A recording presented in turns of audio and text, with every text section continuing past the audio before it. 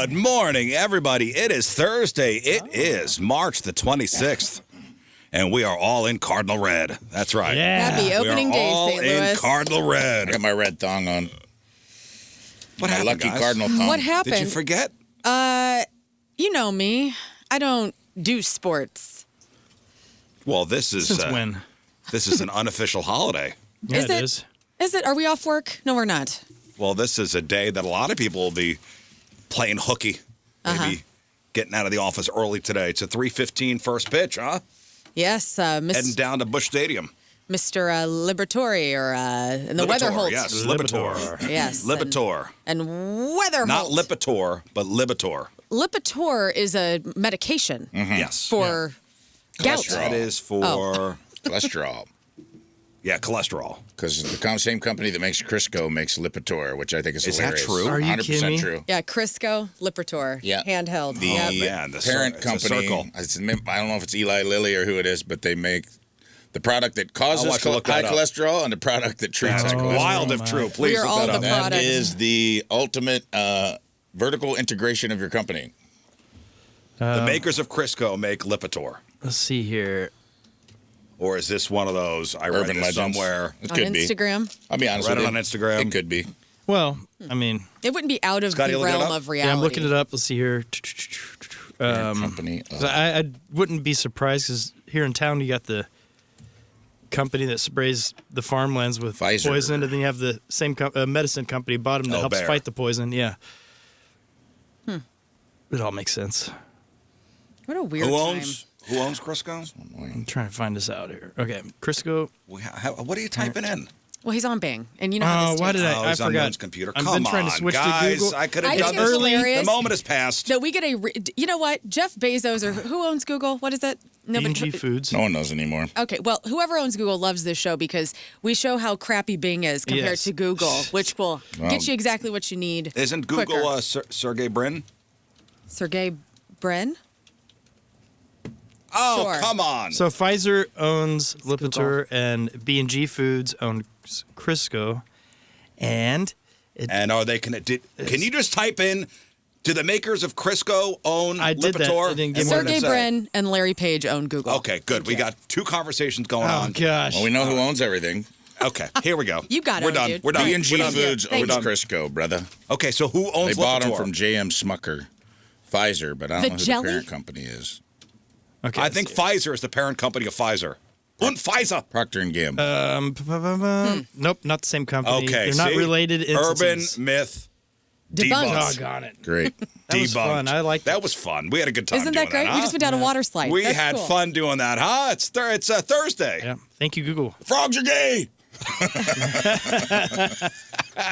I wish. That's the No, I green. know. You're making the frogs gay. No, learn. Are you really scared of robots? No, Do you have robot phobia? I don't. I hate all this stuff, but I'm not afraid of it. But I woke up this morning because there's been a lot of headlines. Like yesterday, I read that McDonald's in China is doing all humanoid robots tests for their McDonald's over there. Right. And so I read that yesterday, and then I was reading some other things this morning, and I thought, you know what? There has to be somebody that has a robot phobia, and there is. What's it called? There is. Yeah. It's called There's a couple different. types. There is something called robot phobia. Okay, so I thought of these people this morning who are deathly afraid of robots and how we are all just embracing bots and humanoids now, and those people have to be in hell. Well, they're just gonna have to suck it up and deal with it. I guess. Can you imagine, like, if you have a deep fear of clowns and then clowns just start running everything? I mean, they do, but, like, for real, like, dressed up? Well, there is a Be terrifying. phenomenon called the uncanny valley. And that's one of these. And that's supposedly everyone has. The reason mannequins are so creepy, like things that are almost human, but like for some reason our brains detect their falsehood. It's very unsettling. So the uncanny valley is a well-documented psychological phenomenon that explains why many people feel deeply unsettled by robots. Yeah. So coined by robotics professor Masahiro Mori in 1970. The theory suggests that as a robot becomes more human-like in its appearance and motion, our emotional response to it becomes increasingly positive and empathetic. Yeah. Until it reaches a point where it looks almost exactly human, but not quite perfect. At this point, our response plunges into the uncanny valley, causing feelings of eeriness, revulsion, and unease. We're there. We're almost there. Because think about, remember when Nintendo first came out and they had the little robot, the gyrobot? Yeah. And there was one game for it. I don't even remember how you played it. I don't know. Nobody knew. It kind of looked like the robot from from it looked like the robot from Johnny Five is Alive. Johnny Five, or the robot that was in Rocky 4. That was definitely not a real thing. Paulie's robot. And we were like, oh, it's cool to have these little like, and these little like, they had arms and like facial features, but definitely robotic looking. Right. R2D2. Mm-hmm. Right. And then the sex dolls came along. Right, because we have to have sex with everything. Yeah, but those are not robotic. Those are are the ones. There was the one where they put the face on the girl, and she was like, how can? Oh, I saw that. But still, the robots that are just like, nope, I don't want that. The humanoid robots are not quite there yet, where they're fooling people. Well, they still look like robots. It makes me happy that our spidey senses are still aware of soulless humans, like because they look like humans, but they're soulless. Yeah, but they don't look like humans yet. You can still tell. Right. Yeah, but like we thank God our system's working properly. Where we're like something's off with this thing. Well, it's all going to be ex machina here soon. These are going to be hot, high-end robot humanoids. And I, for one, am ready for the hot robots. Okay. Yeah. Well, and yesterday, First Lady Melania Trump was like walking out with one of the humanoids. But I saw that, but that still doesn't look like. I know. But what I'm saying is like we're there, dude. Like they're in the White House. It's coming. I feel bad for all the people who are deathly afraid of robots. Like, actually have a phobia of it. They can't help it. I'm more unsettled by the Boston Dynamics, like the dogs. Oh, for sure. The robot dogs. With the guns on their back? Those are more unsettling to me than anything else.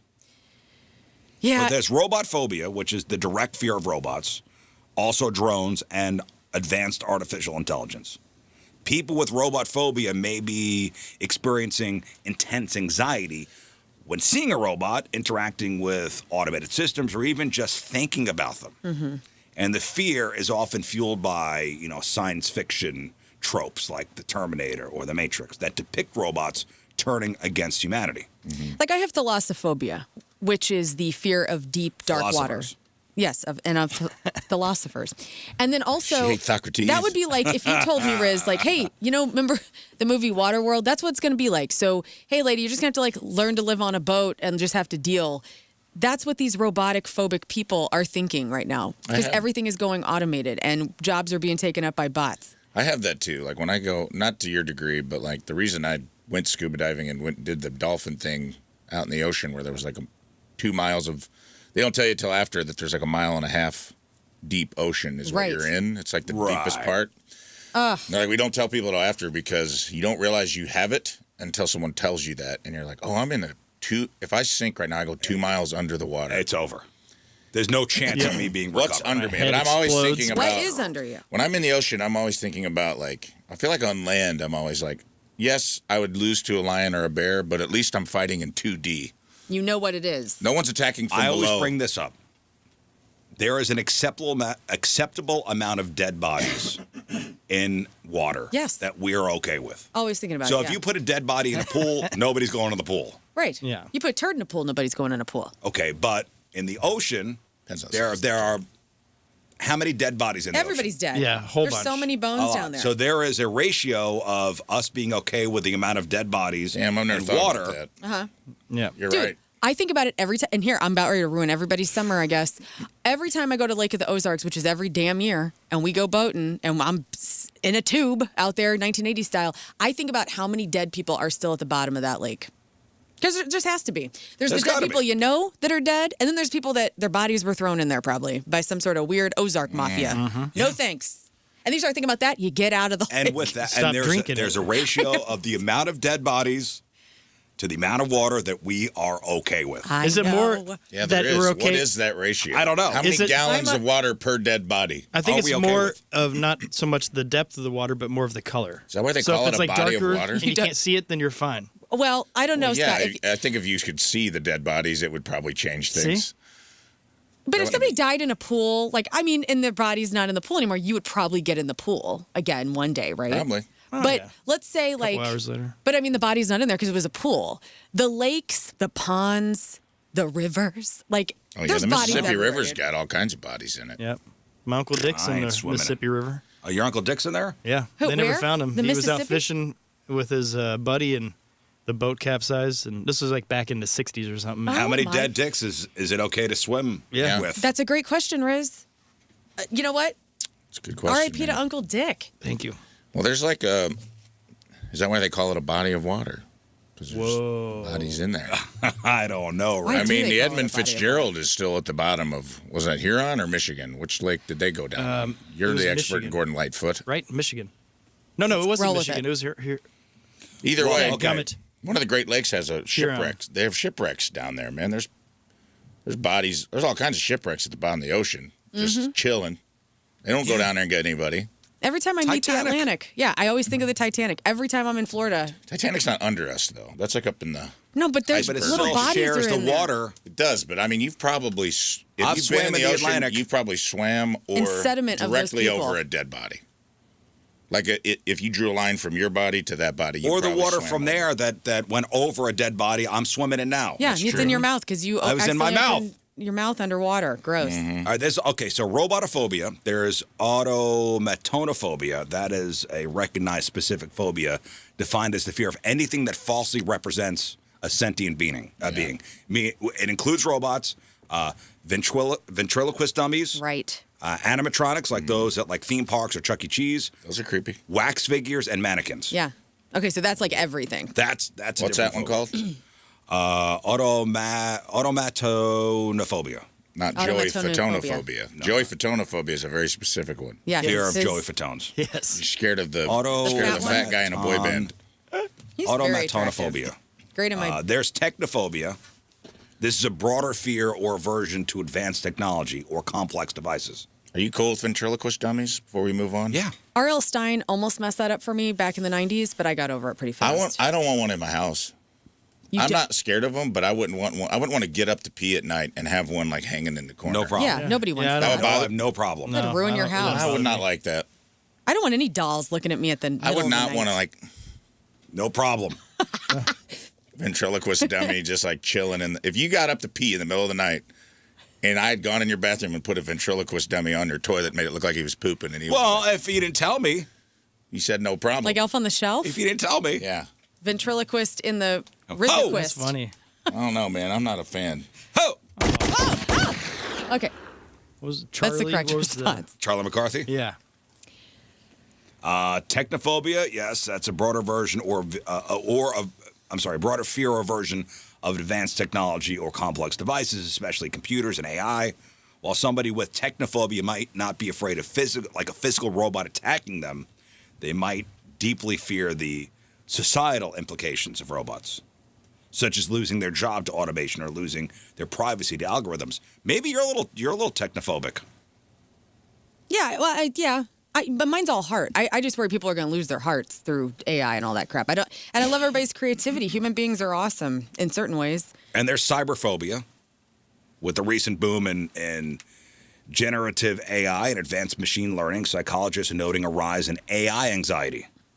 So this is less about a physical fear of a metal robot, more of an existential dread regarding artificial intelligence surpassing human intelligence, making human skills obsolete or operating outside of human control. Maybe that's what you Maybe that's what I got. But I feel like everybody's got a little bit of that. So if you're somebody who bitches about, hey, AI has taken all of our jobs, you have that as well. Because that is an existential crisis. Because also, Bill Maher had on a guy, I can't remember his name, a couple Fridays ago who was talking about AI. He just wrote a book or had a documentary out. And it was fascinating because Bill Maher is talking about this, aside from climate change, is like one of the biggest threats to people. And it's like, what are we going to be doing when everything is automated? And there's going to be like Chilling. there's going to be 4 companies that are conglomerates that are controlling all of these robots. And it's wild to think about. 4 companies are going to have Here's all what of we're the gonna be doing. investments. Sitting back and relaxing. How are you making money to provide for your family? They'll just give it to us. That's what these Yeah. companies. Oh, yeah? Yeah. They love to give money away. Nobody wants that. That's socialism. What? Yes. I'm gonna Allegedly. I'll figure it out. Sure. We're all going to die. figure it Oh, good morning. I'm gonna figure it out. Yeah, no, it's all to help men. I'll go pose as a mankind. robot. It'll be like the reverse of the show Mannequin. I'll be doing the opposite of that. Kim I'll be the Cattrall? human pretending to be a robot instead of a mannequin that comes alive at night. Okay. I was Kim Cattrall. You're right. It says here, this is crazy to me, Someone said it in the chat, and I didn't think it was true. Bodies in Lake Tahoe don't decompose. Because of the salt? It says due to lake's extreme depth and consistently cold water. Oh. They inhibit bacteria, and the high pressure prevent normal decomposition gas buildup. Bodies remain submerged rather than floating. Ooh. So you can just dump a body and don't even have to weigh it down. It just goes down. Oh, my God. So there's probably a lot in there. Criminals 'Cause that's love Vegas, that. too, right? In Lake Tahoe? Lake Tahoe. California. Yeah. Is it? California? I don't know. But I don't think those, Nevada. the big old fish are down there just chomping away on them. That was by Reno. I could be wrong. So there's probably a lot of gambling debts getting settled at the bottom of Lake Tahoe. Swimming with the fishes. That's wild. Yeah, let's not think Straddling about the that. border of California. Yeah, let's and Nevada. not, next time you go swimming. He's right. Next time you go swimming, don't think about it. Or do think about it. Yeah. Sit with your fear. Yeah, sit with your fear. Exposure therapy, baby. It's the best. Sit with your fear. It's 6:23. It helped me. Thursday. Okay, good. That's All right, why- here's a very human problem. Okay, let's talk about humanity for a second Okay. and the kindness of people or lack thereof. All right. This was posted on Reddit, and it's somebody asking for advice. And I think I know where we all stand on this, but I'll bring it up anyway. I've reached a breaking point, and I need to know if I'm a coward or just a, quote, loyal friend. So my best friend of 12 plus years, let's call her Sarah, recently went on an all-natural, toxin-free kick. She threw out all her chemicals, including her clinical strength deodorant, and switched to some organic handmade charcoal and lavender paste that she found at some farmer's market. Here's the problem. It does not work. Sarah is a high-energy person. She's active. She's always on the move. And within 20 minutes of putting this stuff on, she smells like a bag of hot trash sitting in a Red Lobster dumpster in the middle of July. It's thick, aggressive. It's a thick, aggressive, sour onion scent that lingers in a room long after she's left it. So she's in her 40s. What a descriptive way to describe somebody's stench. Yeah. Poet. A That's thick, beautiful. aggressive, sour onion scent, akin to a bag of hot trash sitting in a Red Lobster dumpster in the middle of July. My God. Last weekend, we went on a 3-hour road trip in my car. I had to drive with the windows down in the 40-degree weather just to keep from gagging. Ooh. Jeez. When she asked why the AC was off, I just lied and said I needed the fresh air. Wait. You turned the AC off too? That's going to Keep make the it windows worse. open, get that fresh air Yeah, going but when in. you have the AC on too, just hopefully. Just get all the air on. Oh, yeah. Put your I want pits as up, much as I lady. can. She says, I feel like a total fake friend. On one hand, I don't want to hurt her feelings or make her self-conscious about her body. On the other hand, she's out here going on Hinge dates and attending professional networking events smelling like a gym locker room that hasn't been cleaned since 1998. Yeah. Yeah, well, she needs to tell her it's a simple fix. Just put coconut oil on top of that and you're good to go. No. Yep. Well, If I it do aluminum coconut and oil, it parabens works on great. top of it. If I were the one clearing out a room, I'd want my best friend to tackle me with a stick of Old Spice immediately. But every time I go to say something, I chicken out. I just had to smell my own pit because I'm And- like, is this like a weird thing that you guys were trying to tell me? Like, I smell like onions? So she's like, am I a bad friend Can for we get a letting her sniff? walk Tell you around the like truth? this? Yeah. Hey, Lernian. Here's what I would do. I have two dilemmas. Tell us what you do, Vidalia. Here we go. Red onion. So I would, if I'm on that road trip, that would be the end all be all for me. And I would find a way to say like, hey, we got it. Can I be real with you for a minute? Like, this new deodorant is not working. I love you, but it's not working. And I would go at it that way. Funny, compassionate, Right. loving. I want to take care of you. You're my friend. However, I've had this situation happen with a friend that I do not see very often. I went out with this friend a couple years ago, and I picked them up, and they had the gross onion Frito pit smell. Right. And I just had to endure it because I'm not around this person very much. And I thought, this isn't worth it. But if this was my best friend, Abby, I've actually bought my best friend a little mini deodorant before because she forgets so often. This is a 12-year friendship. Oh, yeah, you gotta. So I think I'll straight up to my buddy Yeah. Andy got in my car, got in the back seat of the car. We were going somewhere, and his feet, he had like shoes on that just stunk. Immediately stunk the whole car up, and without hesitation, I rolled down the back window. I go, put your feet out the window. oh. And he goes, what? And he goes, is that bad? I go, brother, It's bad. Yeah. those shoes are going in the dumpster. We're going to a Foot Locker right now. We're taking your socks and shoes and throwing those in a dumpster. And I'm not letting you go to this event we're going to With stinky with feet. your feet. Yeah. reeking So like his that. feet, you could smell them even with shoes on? Oh, yeah. I mean, I think it was the shoes. I think he like barefooted in That's these gross. sneakers and like, you know what I mean? You know, once somebody you go- barefoots the sneakers and then they put them back on. I feel like once you go barefoot in a pair of Almost sneakers, cute. it's over. Oh, like Yeah. this? You mean like Oh, no. Onion feet. Yeah, onion feet. I never That's wear the socks smell. with my Vans ever, but also they don't I have smell. Vans. Vans are kind of made for that. though. No. You have- I have You got Vans. socks on with your Yeah, Vans? I have socks on You're with a my proper Vans. man. Yeah. You Well, have stinky feet? You don't seem I like don't- a I stinky don't have- no, you don't person. have stinky feet. No, I don't have stinky feet. Oh. Pull. Go ahead, Lucky. Rafe. Take a a pull good off that. whiff. Oh, no, that smells brand new. Are those Thank new? you. They call me New Heel. Yeah, but What you do know you what though, bathe? guys? Smell guys, them pits, though. The onion Do you want to pits. smell it? No, Okay. most guys only rotate like 1 or 2 pairs of shoes. You probably rotate. I got through- like 40 pairs of shoes. Right. Yeah. It's all good. So they ain't gonna stank that much. And honestly, the only time I do this is in my Vans, and I got a couple pair of Vans, and when they're done, I throw them out respectfully. Yep, that makes R.I.P. sense. So this chick, all right, am I a bad friend for letting her walk around like this? If I tell her, am I going to ruin a 12-year friendship over a smell? And No. for the love of God, how do you tell somebody they stink without it sounding like an intervention? You have to do exactly what Rafe did and what I did, where you got to go say, you got to love them and make it funny and also kind. That's what you got to do. We laughed our asses off. Here's how I dealt with my buddy. We were on Warped Tour, which not everyone there is going to shower, even though you're outside 24/7. You're sweating. It's disgusting. It's the middle of summer.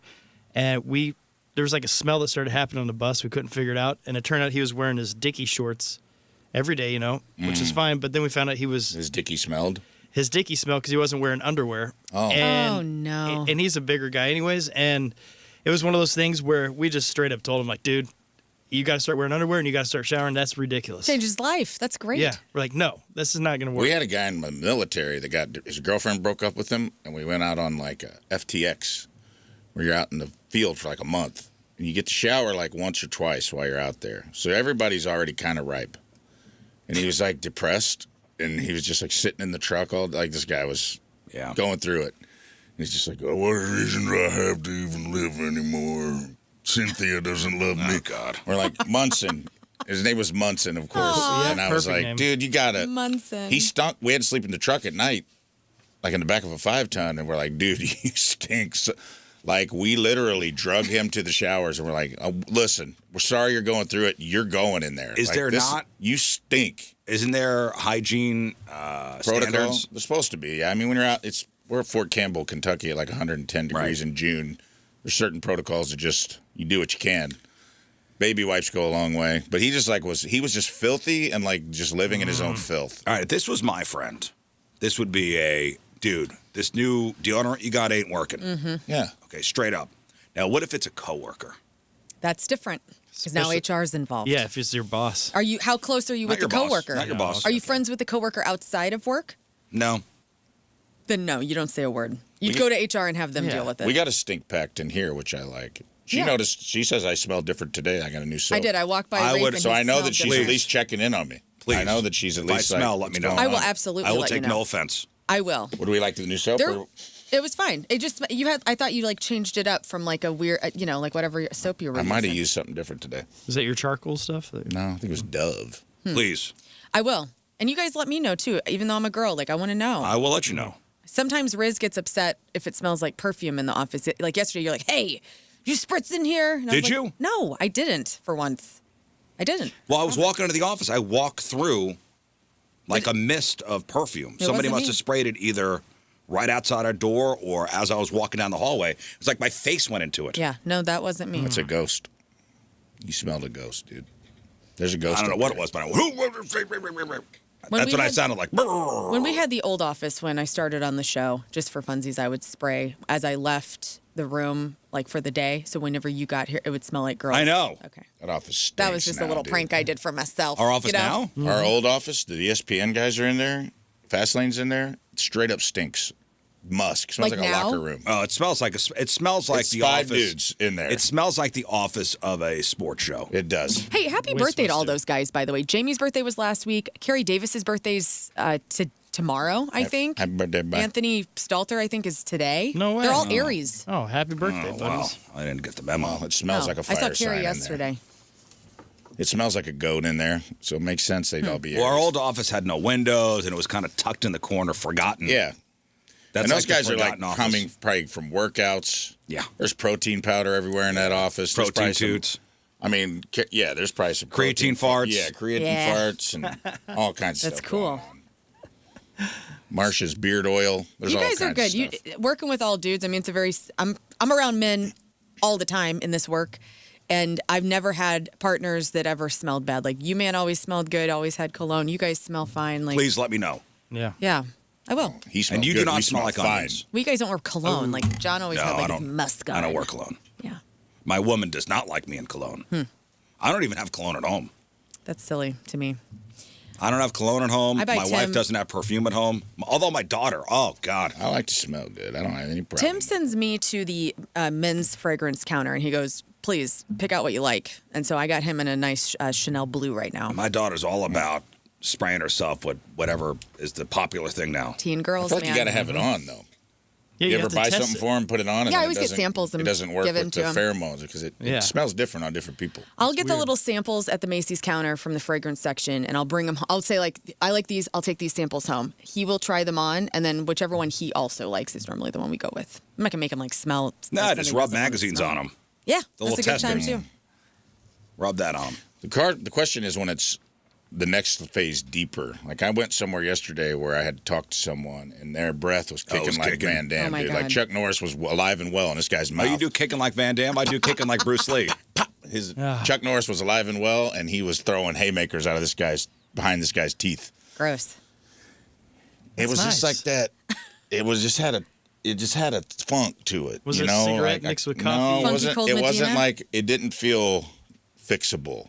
Oh. Oh, molars. It just kind of We're like a real halitosis like a situation. tonsil stone situation. Oh God, tonsil stones. I And gotta it's look like it up. I don't know how What to. is that? Oh, dude. Have you ever looked at a picture of tonsil stones? No. It Crazy. is so great. Look it up right now. Go on. Get yourself a phobia. Yeah, It you'll is have so you'll have tonsil freaking stonophobia, gross. my brother. I don't have tonsils anymore. They got removed. Yeah. Oh, I Well, still it was have like mine. you know. Oh, I just trying- wrote tonsil and tonsil stones auto-filled. Yeah. They're like little Oh, okay. disposable teeth that happen in the back of your What? mouth. Oh, my God. Yeah, Gross. brother. Ah. Like throat boogers, dude. There's a picture of a guy holding one. Yeah, you can keep them. That's actually what they let you keep at the dentist office. Interesting. No milk So your they happen back tonsils. there in the back of your What mouth. causes that? It's like some kind of Is that where rocks come I from? don't If know you if gossip, it's you get bacteria or calcium buildup. Poor oral hygiene, inadequate brushing and flossing can lead to a buildup of food particles, bacteria and dead cells in the mouth and tonsils. This accumulation can harden and form stones. Chronic tonsillitis, dry mouth, diet, nasal congestion or allergies, your age. Be careful out there. Yeah. I don't ever want. I have to know. I don't ever want anyone to let me have stinky breath. Yeah, that's. Even if you hurt my feelings, just tell me. I'll drink I'll get bleach. over it. I'll do whatever I have to do. Because it is like, That'll cure it. and I'm like, yeah. It's I a heard cure-all. that's the cure all. Because that is a thing I'm super sensitive to. That I'm like, man, I don't know.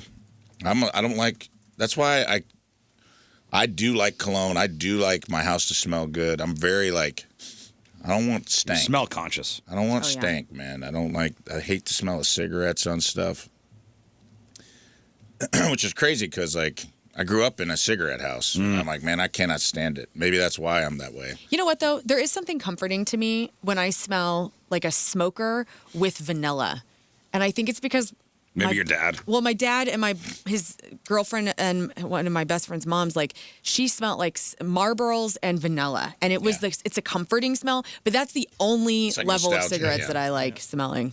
I hate the smell of cigars. Drives me freaking Really? nuts. I don't mind. Yeah, I imagine like Of all the smells that you're averse to, and cigars My are dad cool. smokes cigars. Maybe that's See, it. this is all. maybe that's your This comfort. is all love, sense memory Yeah, stuff. Yeah. that's what it is. That's why if I catch Even a, my mom smokes if cigars. I catch a Salem, My mom and dad What's smoke that? cigars in the house. Holy In crap! the house. Still if smoking? I catch the smell of a menthol, I might think of my mother and reminisce a bit. It's just got to be from a distance. I just don't like when I don't like cigarette breath.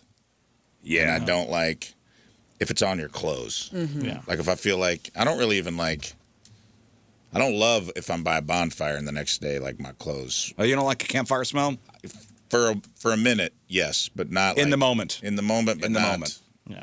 Not the Not next a day. lingering. It pays to be a kid that's really good at being studious in school and learning things because I was a kid who wouldn't pay attention, so I wasn't doing great with my grades. And my teacher would have to come close to me and talk. And I think it was like second or third grade teacher was one that had the Tuna breath. cigarette Oh. smell and coffee mixed, and it'd be right up in your face. And she's like, "Oh gosh." My math teacher That's a loved deterrent. My math Be a teacher good lived boy on scout. coffee and tuna sandwiches, and then I'm like, I don't care that much about the Pythagorean theorem. Get out of here.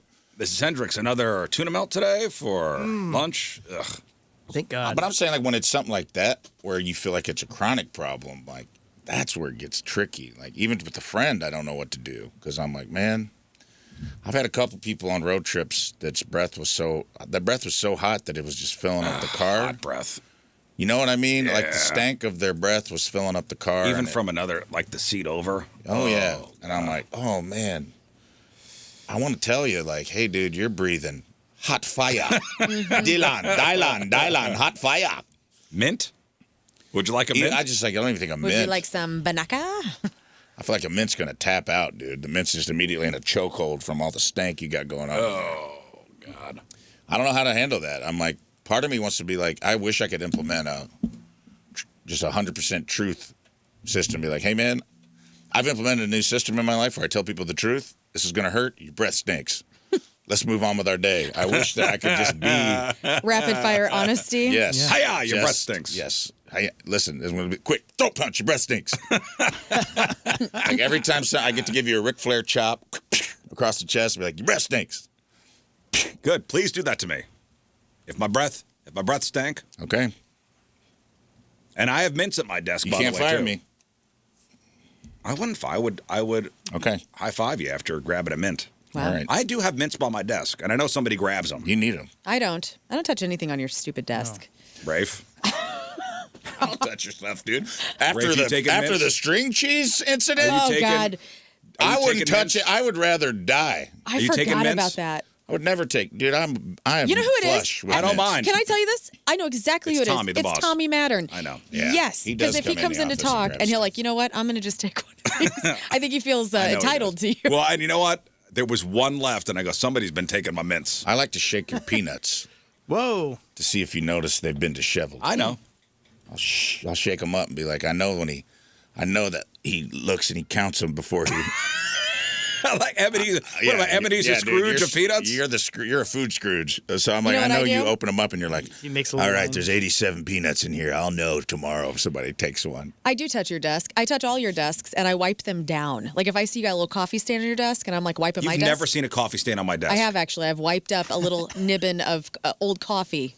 You lie. You lie to the people. Maybe I don't notice because you wiped it off. I There don't you know. go. Okay. Hey, guys, listen, let's not fight. It's opening day. It's opening day, the unofficial holiday in St. Louis. So if you are heading downtown to see our St. Louis Cardinals take on the Tampa Bay Rays, is anybody here going downtown today? Scott. I should be, but I am not. The station's having a party at the brew house. I know. You were invited. I know. And I wouldn't mind to go. Free drinks. Free drinks, free food. Free drinks, free food. Scott, what do you got going on? Well, I'm meeting up with Tim Liston. Who Who's is Tim Liston? Everybody knows Tim Liston. Is that Danny Liston's son? Yes, it is. Oh, yeah. Okay. I do know Yeah. Tim Liston. Who's then. that? Danny Liston was in a band in the 70s called Mama's Pride with his brother Pat. And they have I a know song Pat. called Blue Mist. And that's an excellent band, St. Louis homegrown band that everybody should look up, classics band. And Tim And that's is who you're hanging out with? his son. Yeah. What are you guys doing? We're going to have a nice, we haven't got to hang out in a while, and there's a lot going on, so we want to talk and eat. Oh, you and could do it down at be merry. Ballpark That's Village. true. You Yeah. could, you know what? You could, and you could Well, marvel okay, at all the fine. freeness. Scott's punking Wait, out. what band was Pat Liston in? Mama's Pride. That's right. And there was a band called Eat a Peach that used to play. He was in that with the guy from the Birds, and they rip, dude. Those guys can play. He could play a mandolin like Hendrix. Yeah, they're good. Yeah, Those they're a Liston talented boys. crew. Liston fellers can play. Tim Well, can play too. Anyway, so here's what's going. if you wanna know how to navigate your day today, okay, I got the schedule of events. Okay. For down at Ballpark Village and having to do with what the Cardinals got going on today. So 8 o'clock, things kick off early, Cardinals Nation, with the opening day breakfast. $30 for the buffet, $30 for the buffet. And if you want to get the holiday started right, you could add bottomless mimosas or Bloody Marys for another $15. Okay. The pep rally starts at 10:30 to 1. Official pep rally hits the Together Credit Union Plaza. Fred Bird, DJ, the red and black brass band will be there, and they're giving away tickets to the game. Gates open at noon. Gates open at noon today for 21 or older. Grab your 2026 schedule magnet on the way in. Batting practice from noon to 1:50. Let me see here. 2:30, the pregame ceremonies. That's when you got the Clydesdales making their lap, followed by the Hall of Famers and the classic Red Jackets riding in the Ford Mustang motorcade. 2:50 player introduction start. 3:05 national anthem. 3:15 first pitch. Do we know who is singing the national anthem? The national anthem by the Red and Black Brass Band. Ah, yes. And then ceremonial first pitch from 2006 legends David Eckstein, Gary Bennett, plus Brian Jordan and Tom Pagnozzi. Your buddy, Brian Jordan. Dang. Doing the first pitch today. Yeah, love that guy now. What a sweetheart. Here's the real deal. Dad. It's going to be Brian Jordan. It's going to be about 90 degrees today. Yeah, it's going to be It's going to be unseasonably hot. We're talking near 90 degrees by first pitch. It was hot yesterday, man. Felt great yesterday, though. Yeah. The Cardinals are setting up these water monster coolers around the park. So stay hydrated because the ushers are on high alert for heat exhaustion. Parking heads up. St. Louis police are warning everybody about parking scams. So if a lot looks sketchy or the quote-unquote attendant doesn't have a vest or ID, just keep driving. Mm-hmm. Stick to the well-maintained lots or garages near Kinner Plaza. Also with a 3:15 start, baseball traffic is going to slam right into rush hour, so plan accordingly. And this is the first year for the ABS challenge system at Busch. So if a pitch looks off, the players can challenge the strike zone using Sony's Hawkeye cameras. It'll be interesting to see how this changes the energy of the game. Also, just a reminder, Busch Stadium is totally cashless. So bring your credit cards or use the MLB app. Yeah, no cash. Mm-hmm. It's crazy. So that's what the scoop is for opening day. And I want to tell you how it's going to go today because I had a dream over the weekend that Alec Burleson hit for the cycle. Yeah. Hit for the cycle. Won, and then he did it in the second game as well of the year. It was like one of those fun dreams. I was at the game. It was incredible. It felt like the World Series, and we were winning it. But it was... But you're not going to the game. No, I'm not. Drew, check it on the instant feedback. The Cardinals suck. Well, I mean, today's the one day I guess you could have some hope. You're going to take that back. This is their year. Yeah, they haven't played a game 12 yet. and 26. People are already... Well, there aren't very high expectations for the Cardinals this year. No. Well, our youngsters are elite, so we're good. But also with the weather today, so we're tracking a high of 93 degrees, which isn't just warm, it is record-shattering. So the previous record on this date was 87 back in 1991.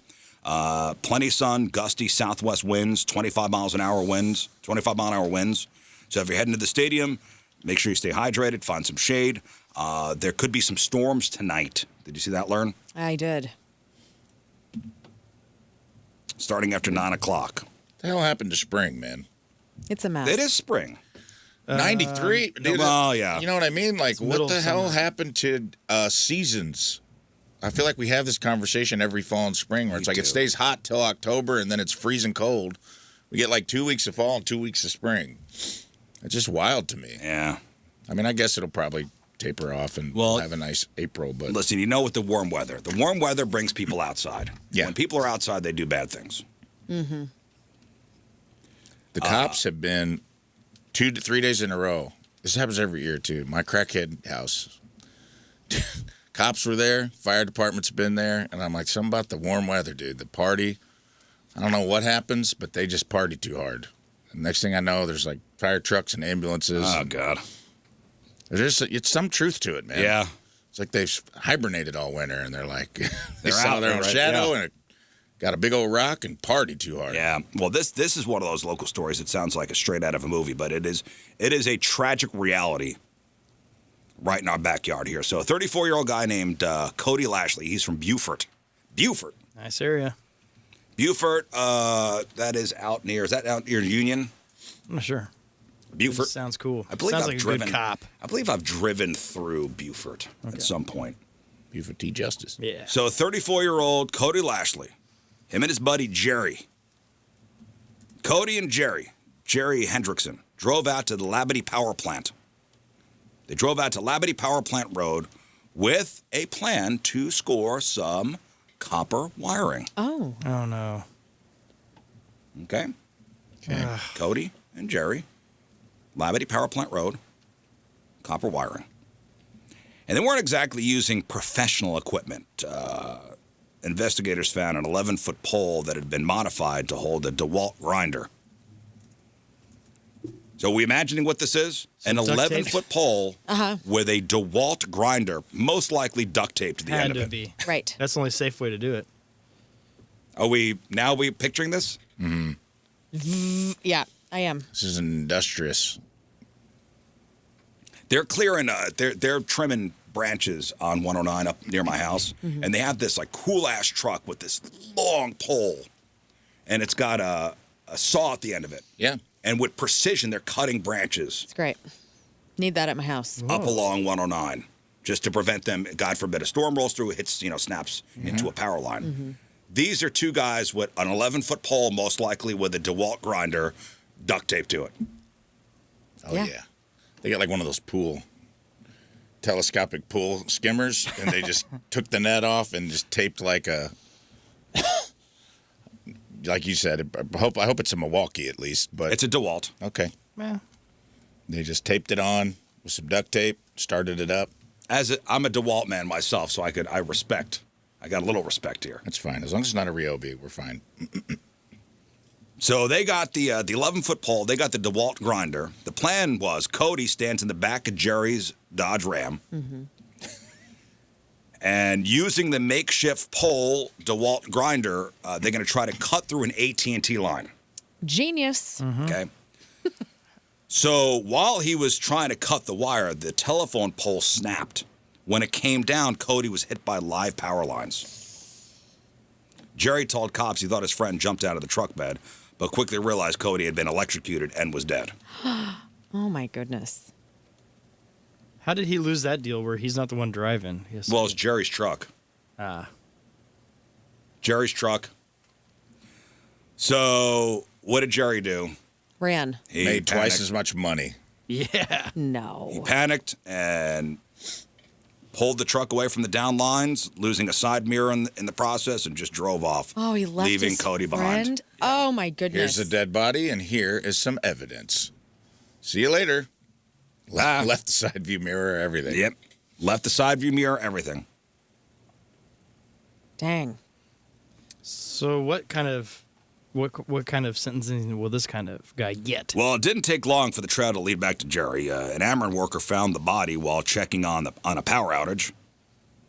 Deputies found pieces of the broken truck mirror at the scene. They checked surveillance footage from nearby businesses, which showed the truck heading towards the area with two people and driving away 12 minutes later with only one and a missing mirror. Wow. Somebody said this was 8:30 in the morning. Gosh, man. Early Yeah, man. bird gets the copper. It would be suspicious at night. With sparks flying That's a good point. everywhere. Yeah, that's a very good point. Got it. This is a daytime heist. I'm imagining he's dressed as Wayne Campbell in Wayne's World 2 whenever he is spying on Cassandra out with Christopher Walken at That's lunch. exactly With a black tank top on. Well, he's got a black sleeveless shirt. Yeah, and he's I got a don't think he's got mustache sleeves. and he's got a heart. No, he did have sleeves. Did he? Not? No, he didn't oh, have really? sleeves. He just That's had how a vest changed and a it? hard hat and a fake mustache and Let's was see. still Wayne. Wayne I Campbell. thought he had a sleeveless, Yeah, he was Black shirt. sleeveless, right? Okay, if I remember correctly. That's incredible. here we go. But Jerry was picked up on Tuesday and now has been hit with several charges. Abandonment of a corpse. That's one charge for leaving his buddy. Well, attempted stealing and damage to a critical infrastructure facility. No sleeves. You were right. Yeah. I got it in my head, exactly what it looks like. Tool belt. That's what I'm imagining Jerry is looking like. Tool belt. Hard hat. Tool belt. Yellow hard hat. No sleeves. No sleeves. My man. Boom. Well, that's awful all around. It is. It sucks that they needed the money to steal, and then they committed crimes, and then you died, and then you left your friend. Grinder on the pole, Terrible. safety off. Man. grinder on the This is a pole, bummer. safety off. That sounds like a catchphrase for a cool stripper. Grinder on the pole, safety off. Well, sorry for your loss. It sounds like a That's a bummer. stage manager at a strip club. Grinder on the pole, safety off. Safety off. Yeah. Here comes I Trinity. think Jerry's going to be in court today. Jerry may be in court today. Trinity.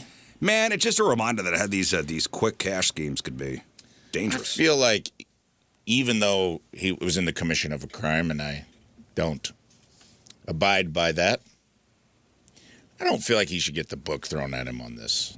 Like, What do you that's mean? the abandoning a corpse thing, I don't know what that is, but it's like that's kind of in the moment. It's fight or flight. Yeah, and like also like his friend fell out of the truck. He's not sure what's going on. He panicked. I don't know. I mean, he should definitely, it's a crime to steal copper. So I said I'm not saying he shouldn't. I'm saying like I don't know if they should throw the book at him on every charge. Like there's some extenuating circumstances here. Yeah. Well, if somebody dies while in the commission of a crime, You get charged with murder. you get charged with murder. Yeah, but that's usually a victim. Not Yeah, your if you break into a cohort. house, and one of your buddies gets shot, you don't get charged with the murder. you could get charged with murder. What? No, not the person that shot. So Rafe and I break into a house. Yeah, break into my Scott house. shoots us. Learn shoots We break us. I into shoot Learn's you. house. I shoot Rafe. Yes. I could get charged with murder. I don't know why you chose me to shoot, but that's fine. I know, I was trying to mix things up. I think I could be charged with murder. I don't think so. What? Ooh, Well, you know I what? think on so. that, dog. Wouldn't you think I like think so, Rafe. that would give people more You're gonna incentive be to charged kill with one my person? murder I mean, Yes. if we're both committing a B&E and I Yes. get shot by the homeowner. Yes. That does not sound right to me. Well, I I don't would know. like you to look into that. I'm because I looking into believe it. I am Bing.com. true. Let Let me go to I Bing. am Yep, correct. go to Bing. Where's my? I know that where's the Kirkwood cop feller? Text me, man. Lieutenant. I think I'm right on that. I think that was a something enacted not too long ago to help deter that kind of activity.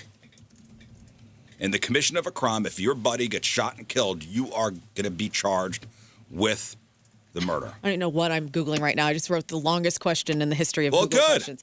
Okay, so I said if the homeowner shoots one of the intruders of a property, does the other criminal in the In house Missouri. get charged with murder?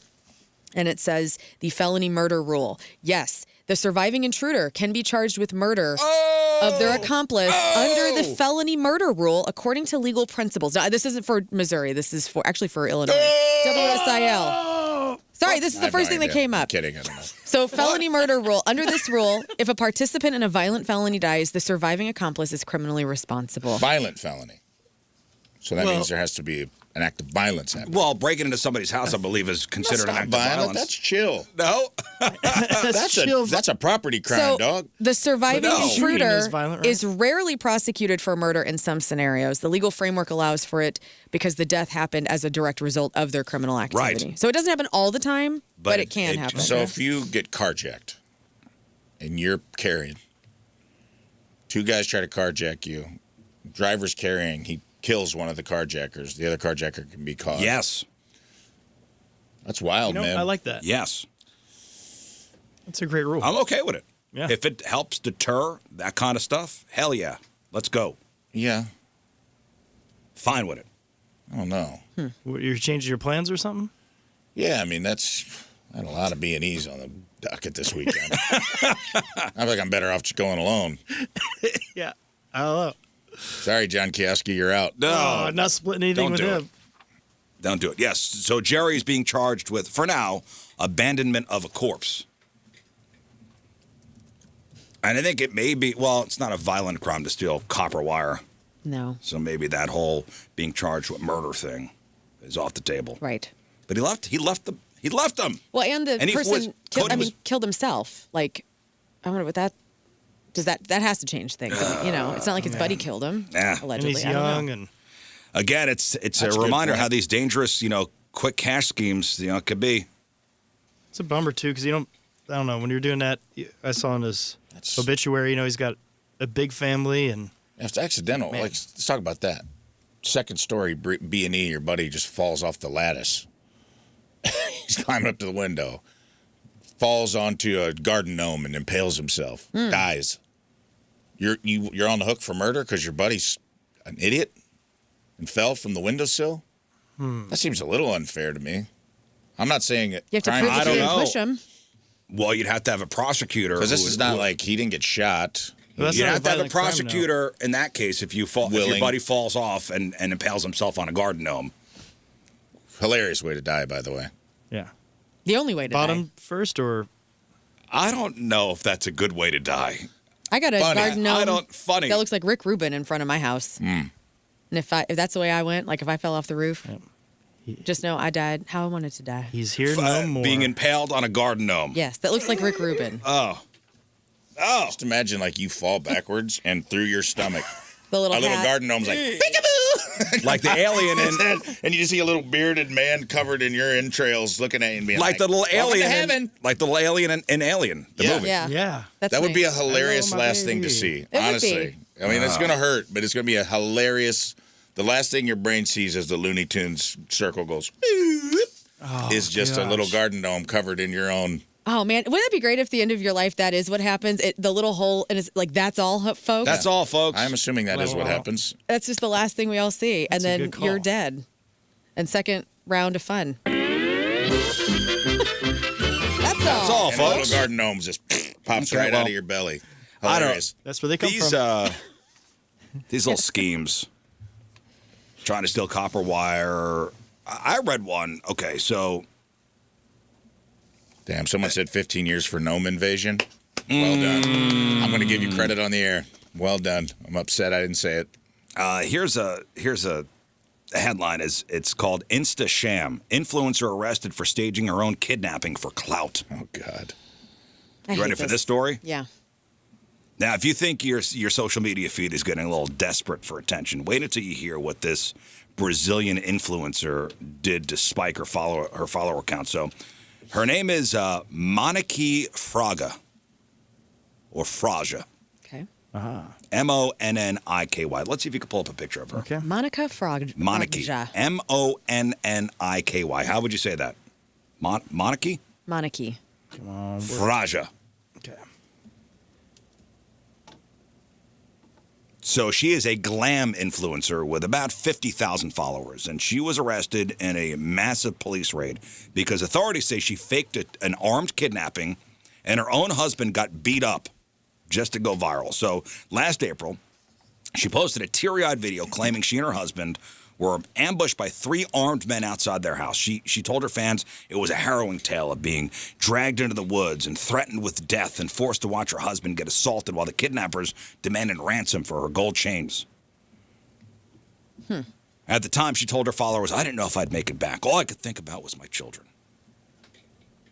So after a year-long investigation, appropriately named Operation Smokescreen of Likes, the whole thing was a scripted stunt. Evidence shows that she wasn't a victim, but the mastermind, and she coordinated the abduction with the criminals and stayed in touch with them afterwards, idiot.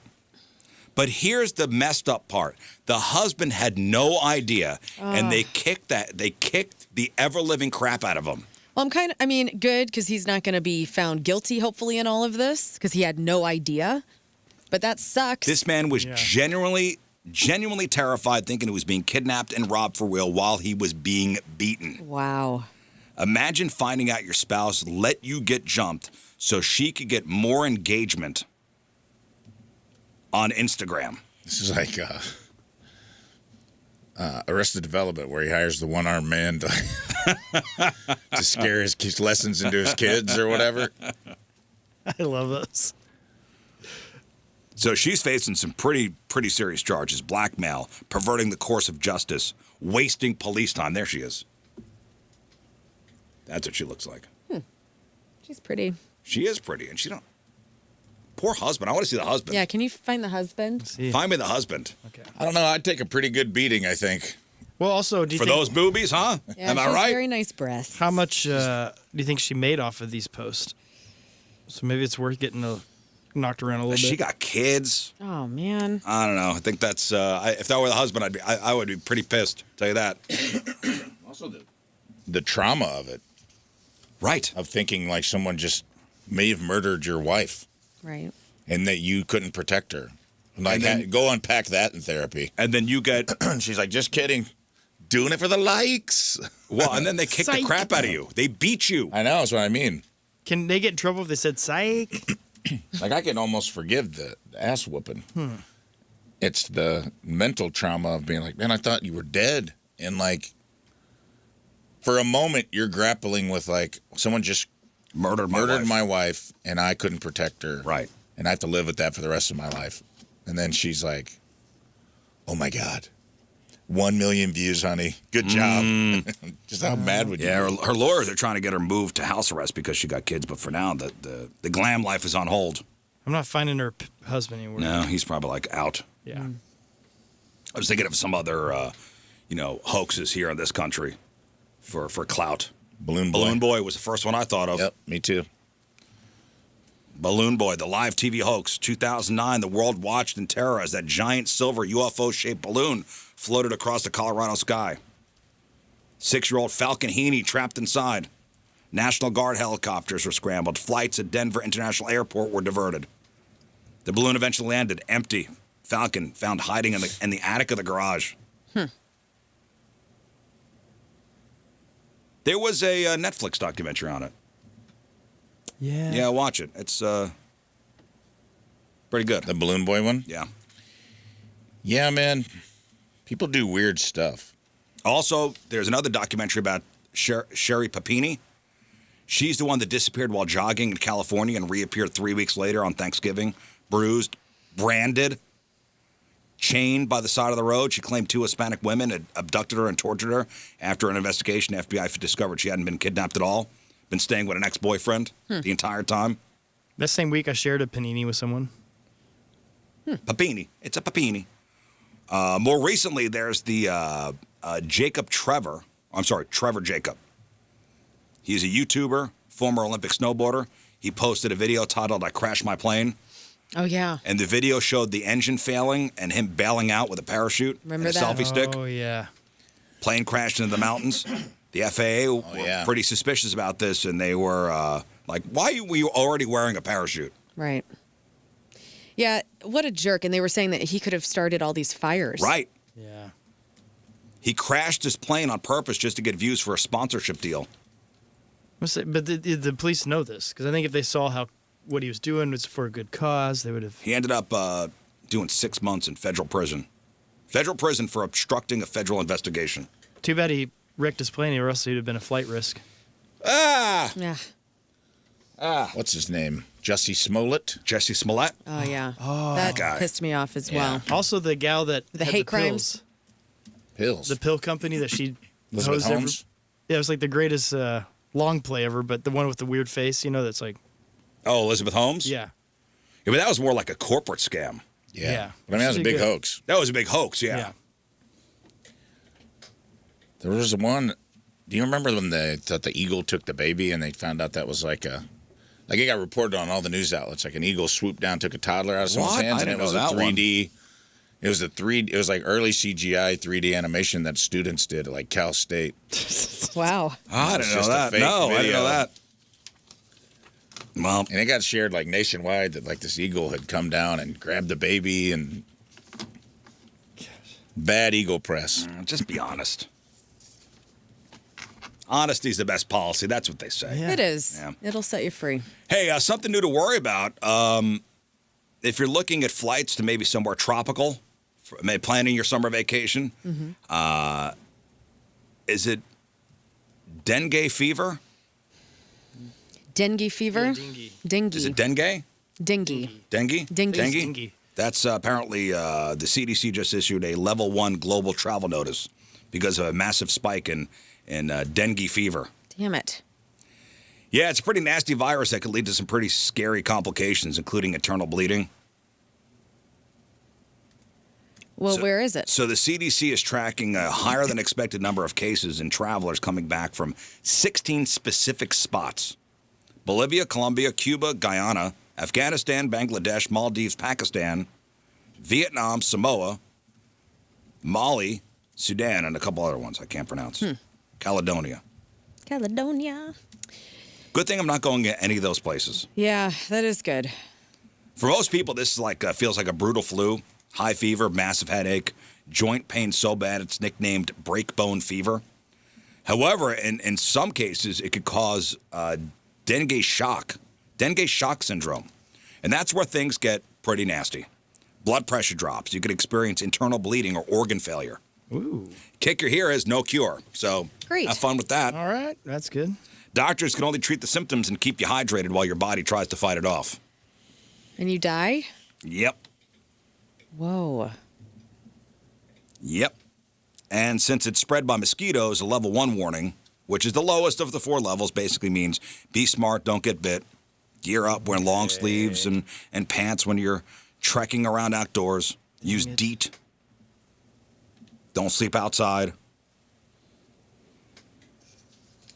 So just so you guys know, in case you're going to the Maldives. And you know what? The Maldives are slowly or Sudan. sinking. Are they? Yeah. Great. But it's so neat because the Maldives, you can stay in those little cabins right above the water that are like. Oh, that was Bali. Well, it's also Bali, but Maldives as well. Oh, And like those huts above the water with the. Oh yeah. Because like they really are that. sinking. Like it's all flooded zone. It's crazy. I would love to stay in one of those Me Bali too. huts. They look That's so a cool. dream. Me too. Blue water, Love it. right? It's so cool. Long flight though. Long flight Bali's to get a out long there. flight. Long flight. But here's the thing: you hear about what United's doing? They're rolling out beds in economy. Yeah. They're Yeah, calling it this the is Relax Row. How much is that Yes. going to cost? So if you ever been lucky enough to score an entire row for yourself on a flight, you'll appreciate this. So United announced an upcoming new perk called United Relax Row for economy, where you could book an entire row of 3 seats. They'll have adjustable leg rests, which could be raised up so you can convert the row into a flat bed or a couch-like surface for some cozy stretching out. They'll even give you a mattress pad, a blanket, 2 pillows, and if you're traveling with kids, they'll toss in a plushie too. You can't get it yet, though. United Relax Row will be available starting next year on select flights. I like that they're doing the mattress cover that's special because the minute I saw this, I thought, I don't want to put my head where everybody's tooting. It's a custom-fitted mattress pad, so you aren't sleeping on seat fabric. Right. Yeah, it looks awesome. You have to pay for all 3 seats. Right. This is a way for them to sell middle seats. This is it. Yeah. This is them selling it. We need to find a way to sell the middle seats. Yeah, but this is it. The discount first class. You don't get the perks of first class, but you get the bed at least. So they plan to roll this out on 200 of its massive Boeing 777s and 787 jets by 2030. So you'll find about 12 of these relax rows per plane, tucked right between the regular economy and premium economy sections. So, yeah, you have to buy all 3 seats. Again, I think this is just a way for them to sell the middle seats. I mean, why wouldn't I just buy 3 seats and not have to have this? I wonder if that would be cheaper or if they're going to have an upcharge because all the extra crap they're giving you. I don't know. Yep, I bet it is. Looks comfy though. I saw the pictures of it. Looks nice. If you could afford it. All right. Before we move on, let's do this. And it's sponsored by Hot Shot Sports Bar and Grill. Catch all the madness, grab specials, and help raise money for Wonderland Camp now through April 7th at Hot Shots. Get the details at hotshotsnet.com. From Jonesburg, Missouri, Austin McDonald is our team news member today. Austin has been a faithful listener and weirdo for the last 12 years and has attended hundreds of Point concerts. He knows becoming a Team Rizz member will make his old lady jealous. He says, loves the show, never a dull moment. My mornings at work fly by with Rizz crew on the radio. Austin works at Innsbruck Resort. Nice. One time after picking Moon as his teammate, Rafe called him his enemy and made him pay for it. Sorry, dude. Doesn't sound like Rafe. Austin Hope you learned a lesson. Austin McDonald from Jonesburg is our Team Rizz Remember the Day. It's a super sweet Team Rizz Remember the Day soccer jersey. Get yourself signed up 1057thepoint.com/Team Rizz. All right, Lauren, what do you got for us? Is Shaq into Sabrina Carpenter? There's some texts running around. Is Seven Dust retiring from the road? Stephen Colbert has big plans after leaving CBS, and the best albums from the 1970s. All right, we got that. We got your crappy birthdays. We got the porno birthday and the Ace Ventura Rhino butt prop. Oh. It was sold. I'll let you know for how much. Okay. We'll chop it up next. Stay there. All right, welcome back to the program. Phone number 314-624-3833 or 618-398-3833. The Schreier Air text line. 314-649-DUMB. The Bud Light Studio Cams, 1057thepoint.com/Rizz. The socials at RIZZ Show. Your emails, RizzShow, 1057thepoint.com. March Movie Mayhem rolls on. Yesterday, 4 round 1 matchups. And you guys have been coming out in droves voting on these movies. It's great. So 34 movies from the 90s going up against each other. There will be one crowned the champion. If you've got the best bracket out there, you have a chance to win Point Fest tickets and that sweet 90s prize pack loaded with random nostalgic swag from Learn's desk. I also added some things from my personal vintage collection. That's what I'm saying, from your desk. Yeah. And things from my house. From your basement, from your house. Yeah, and then also my friend Chrissy yesterday added something to it. Oh, wow. So people are getting involved. People are getting involved, and people are voting. So let's see. Yesterday, the results. Shawshank Redemption versus Fight Club. Who took it? Was it Fight Club? Who took it? Scott, prediction. Who do you think won? Shawshank. Rafe, who do you think won? Shawshank. And with 67% of the vote, Shawshank Redemption moves on to round number 2. Yeah. Forrest Gump versus The Green Mile. Who took it? Forrest Gump. With 87% of the vote, Forrest Gump takes it. Titanic versus Saving Private Ryan. I want Titanic, but probably Saving Private Ryan. Saving Private Ryan. Come on. This was 64%. No, it's Titanic. 36%. You look disappointed. Saving Private Ryan moves on. Oh, good. And I thought the marquee matchup of the day was Pulp Fiction versus The Matrix. Yeah, that had to have been close. Rafe, who do you predict won? Pulp Fiction. I bet The Matrix won. Yeah.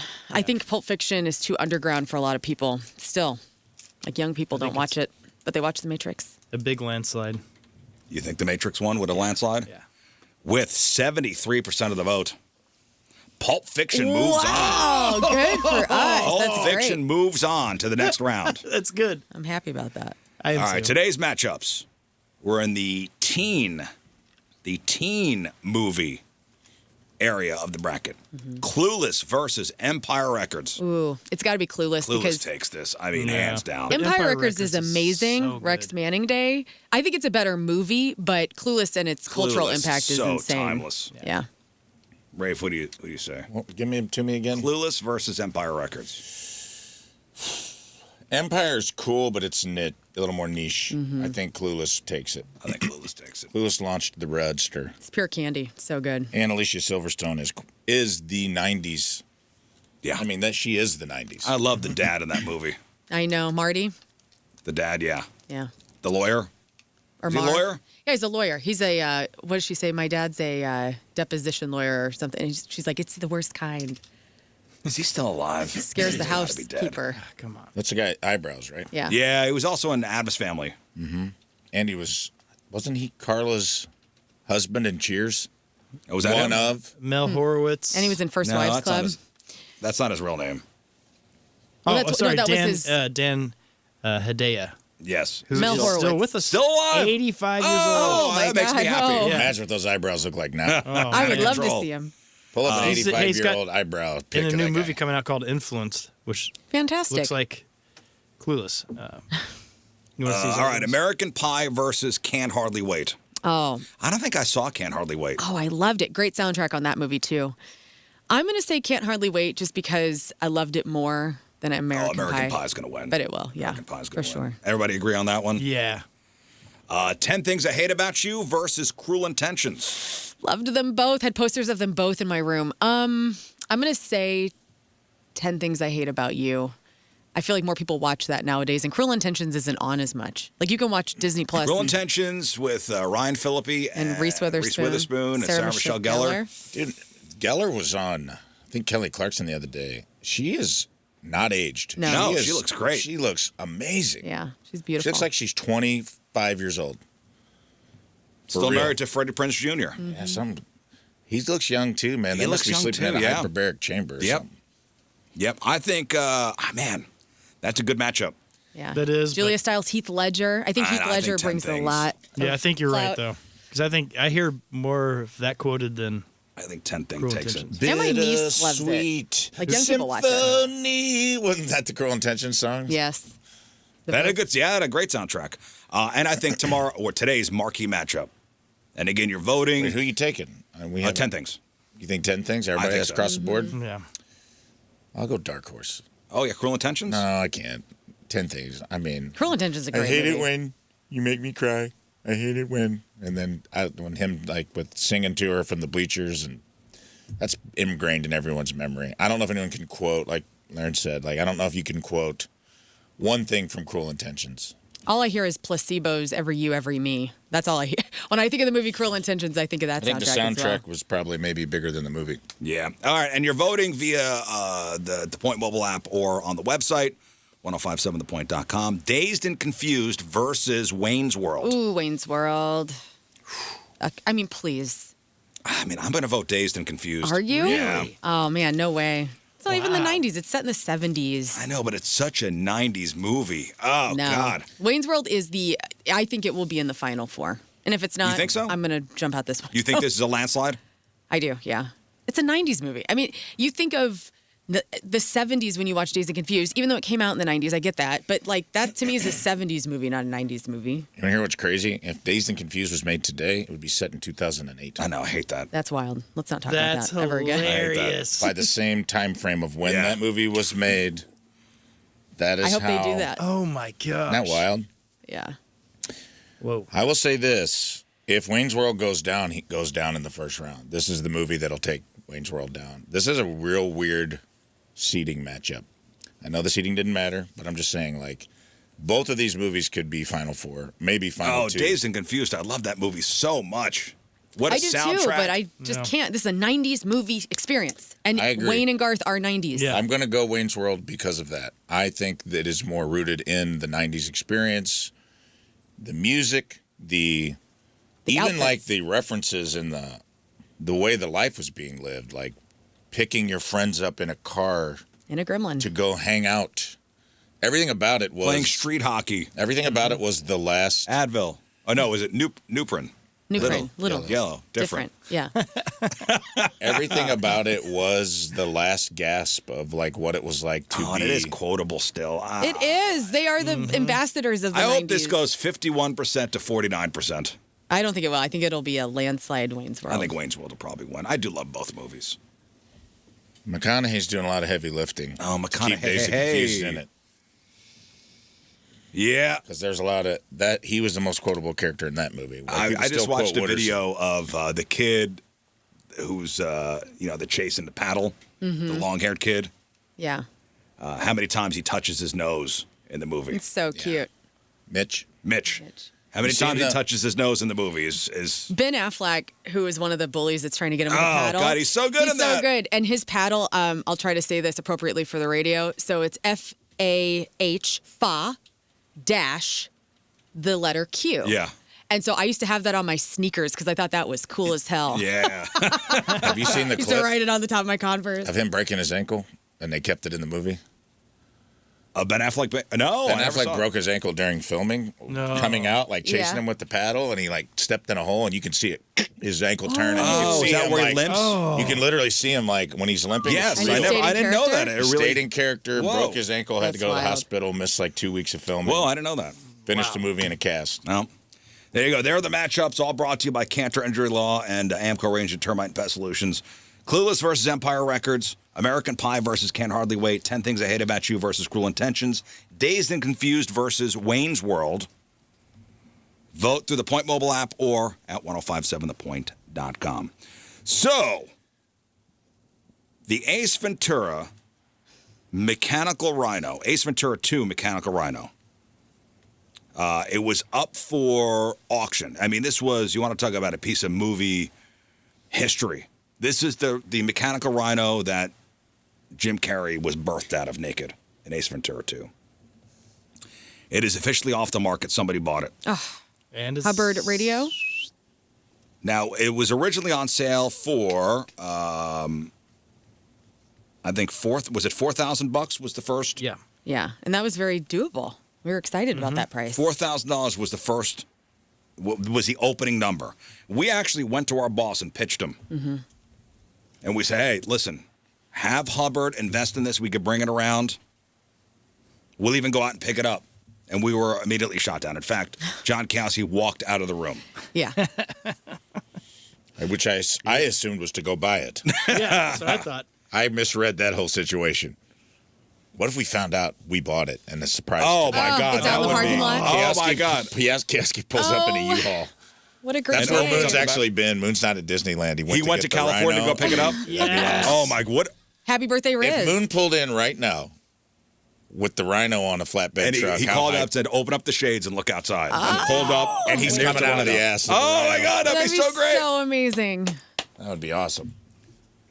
Just look outside, Scott, just to see if he's there. No, A lot he's of not white there. vehicles for some reason. Man, I with the thought it would be big an yellow. opening day miracle. That would be. That would be the ultimate Yes. opening day miracle. He comes out buck naked. Maybe But he's in the alas, I don't think parade. it's happening. He could Moon's be in all the- lubed I up. don't think it's happening. He could be in the parade down there for opening day. Yeah, we said, listen, we'll throw some sponsors on it. We'll bring it around. We'll get our It's going money's to pay worth. for itself. Right. But again, John Kowski walked out of the room. He did. So PropStoreAuction.com estimated the Rhino would go for somewhere between $4,000 and $8,000. There were 14 bids on this. And I want you to guess, how much did it go for? Final price. Okay. King Scott. 14-bit. Ooh. This is the Ace Ventura 2, When Nature Calls, the famous Rhino where Jim Carrey birthed himself out of. I think it went. There were 14 bids. Let's go 11,500. 11,000. 500. Really? Okay. Yeah, I Learn. think so. 14 bids. Okay, so you think like started at 4. I'm going to say it went over like 40,000. I'm going to say like Oh, wow. 40. I'm going to say Shot up. $42,000. $42,000. Rafe Williams with 14 bids. So I'm trying to, I think learn is probably closer than Scott because I think the low amount of bids lets me know somebody went high fast and a lot of people were out. Good call. So, because it was supposed to go for what, 4 to 8? The 4 to 8 auction seems- house thought between $4,000 and $8,000. That seems like a reasonable amount of money. It is. Remember, it's a big Rhino. It is. Somebody can actually sit in it. Yeah. Yep. It's got the controls and the seat and everything. If it went on 14 bids, I think, you say 42? I'm going to say, I'll go flat 30. I think it goes for 3 times. I'll go 32. That's 3 times exactly. Well, ladies and gentlemen, Wow. the full-size mechanical Rhino from Jim Carrey's 1995 classic Ace Ventura: When Nature Calls, specifically the one he famously burst himself out of, just sold at auction for $59,850. Nice. Wow. $59,850. All right, Whoa. Moon, roll up. They said it was 14 aggressive bids. Yeah, had to be. Okay. That's crazy. Somebody got bid out. I just didn't think it would be that high. Yeah, the prop is over 10 feet long from tip to tail. It has been fully restored since its time on set in the mid-'90s, so it's looking as fresh as a mechanical Rhino can. Very dusty in there. So $59,850 it wound up going for. I would have loved to have been in the mix there. I know. It would have been exciting. At least to just get like one bid in on it. Right, You know, just one we should have bid. done it. What the hell? I didn't want to pay for it. Okay. Rafe sent me, I guess there's some stuff from Yeah. Predator up for auction. Yeah. Props Speaking of from auction, Predator. Maybe we speaking can get on of this. now we can't afford the Rhino, so now it's time to move on to something we can afford. There's a stunt machete used by Schwarzenegger in the movie. That's going for between $3,000 and $6,000. And it's the one. It's not just the machete. It's the when he threw the knife and sticks the guy into the pole and he goes, "Stick around." It's that knife. It's this machete's hand carved from wood, painted silver color to resemble metal, and bored with a hole in the bottom of the handle by production. Let me see this. The U.S. Special Forces flask. Mm-hmm. That Mac drinks out of.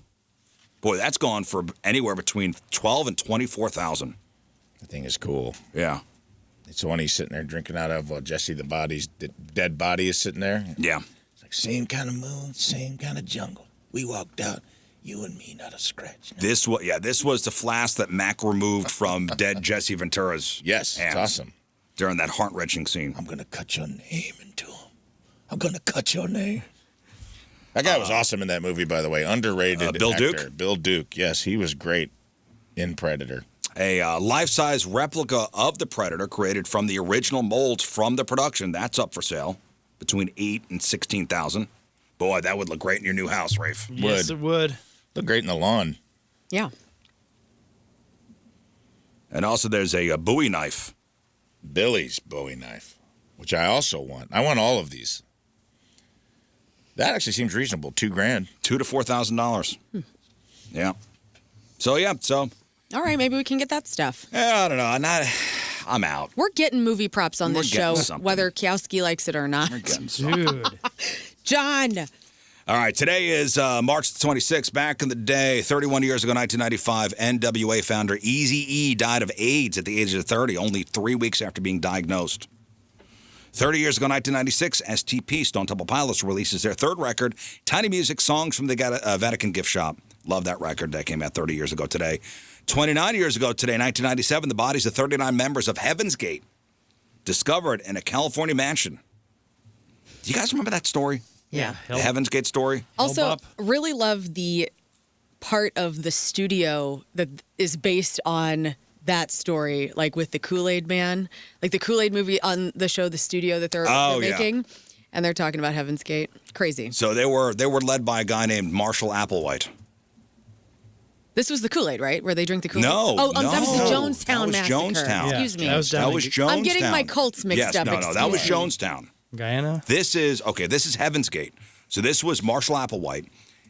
Him and his crew believed the earth was about to be recycled and that the only way to survive was to shed their earthly containers, their bodies, and board an extraterrestrial spacecraft. So the arrival of the Hale-Bopp comet back in 1997 was the catalyst. The cult believed a UFO was following the comet's wake.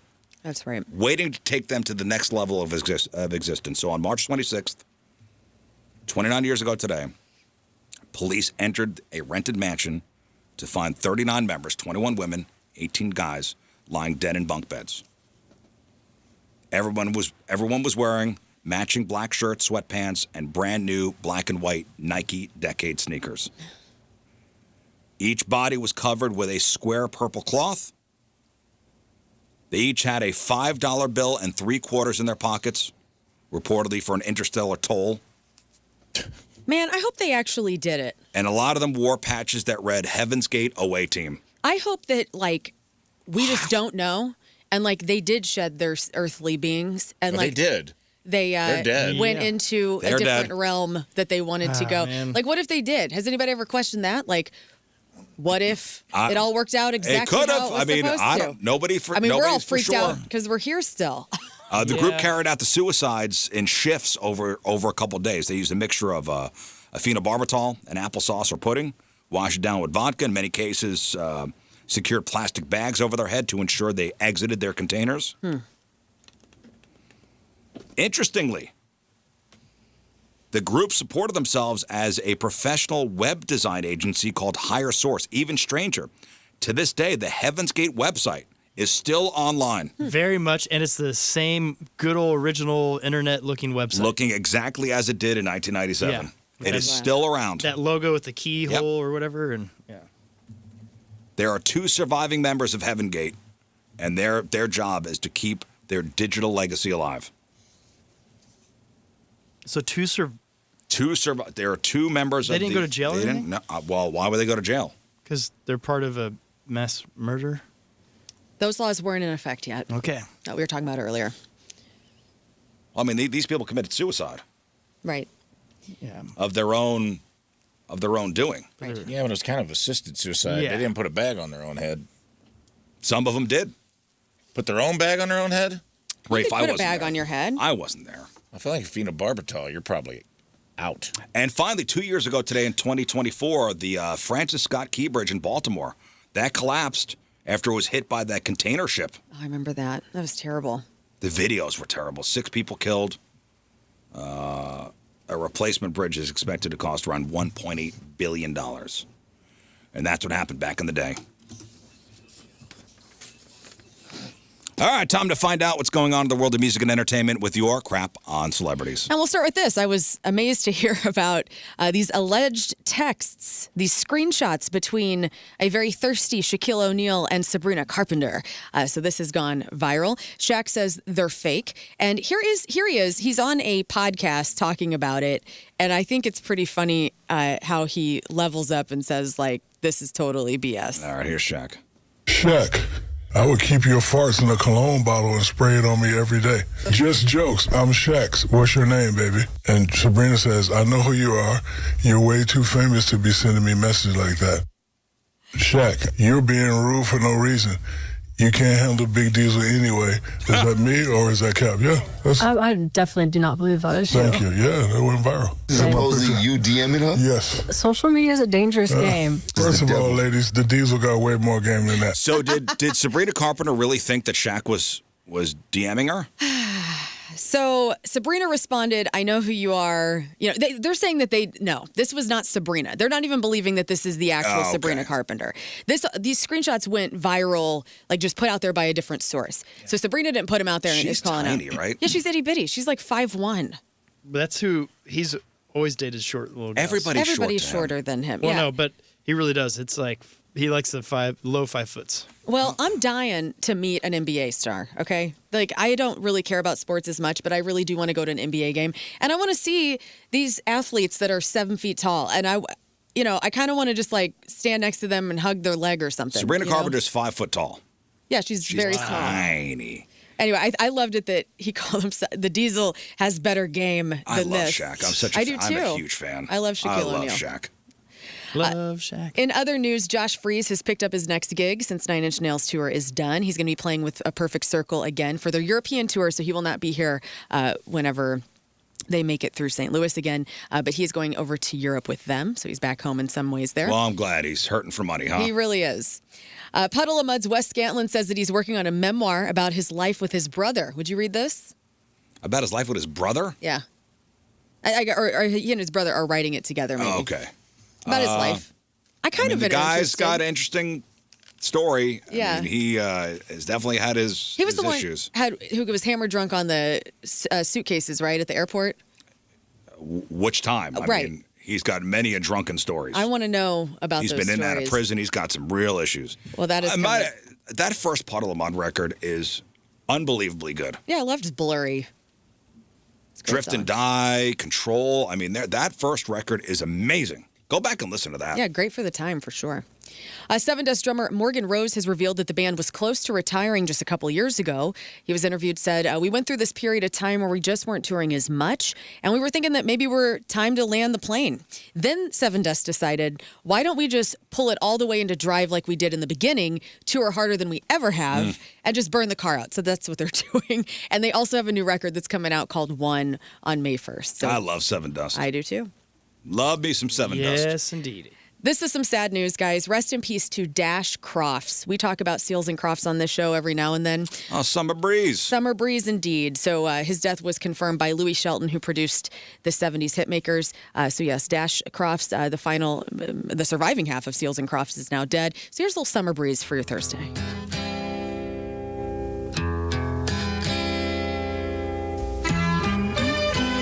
Oh, yeah. This song is awesome.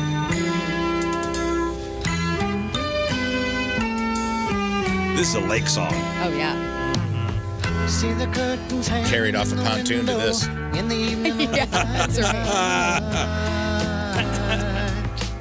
That body coming off a pontoon boat. Let me know everything's going on. Last summer for you. As they lay you on the dock. Makes me feel fine. He'll be fine.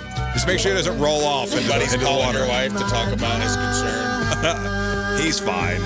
He'll be fine. He'll be fine. Just don't let him roll off into the water. So R.I.P. to Dash Crofts, the other half of Seals and Crofts. And happy birthday. I know you'll get into this later, but I have to do it because I love Aerosmith so much. Steven Tyler of Aerosmith is 78 today. And so here's a little mashup of some Sweet Emotion, some Seasons of Wither, and some Walk This Way.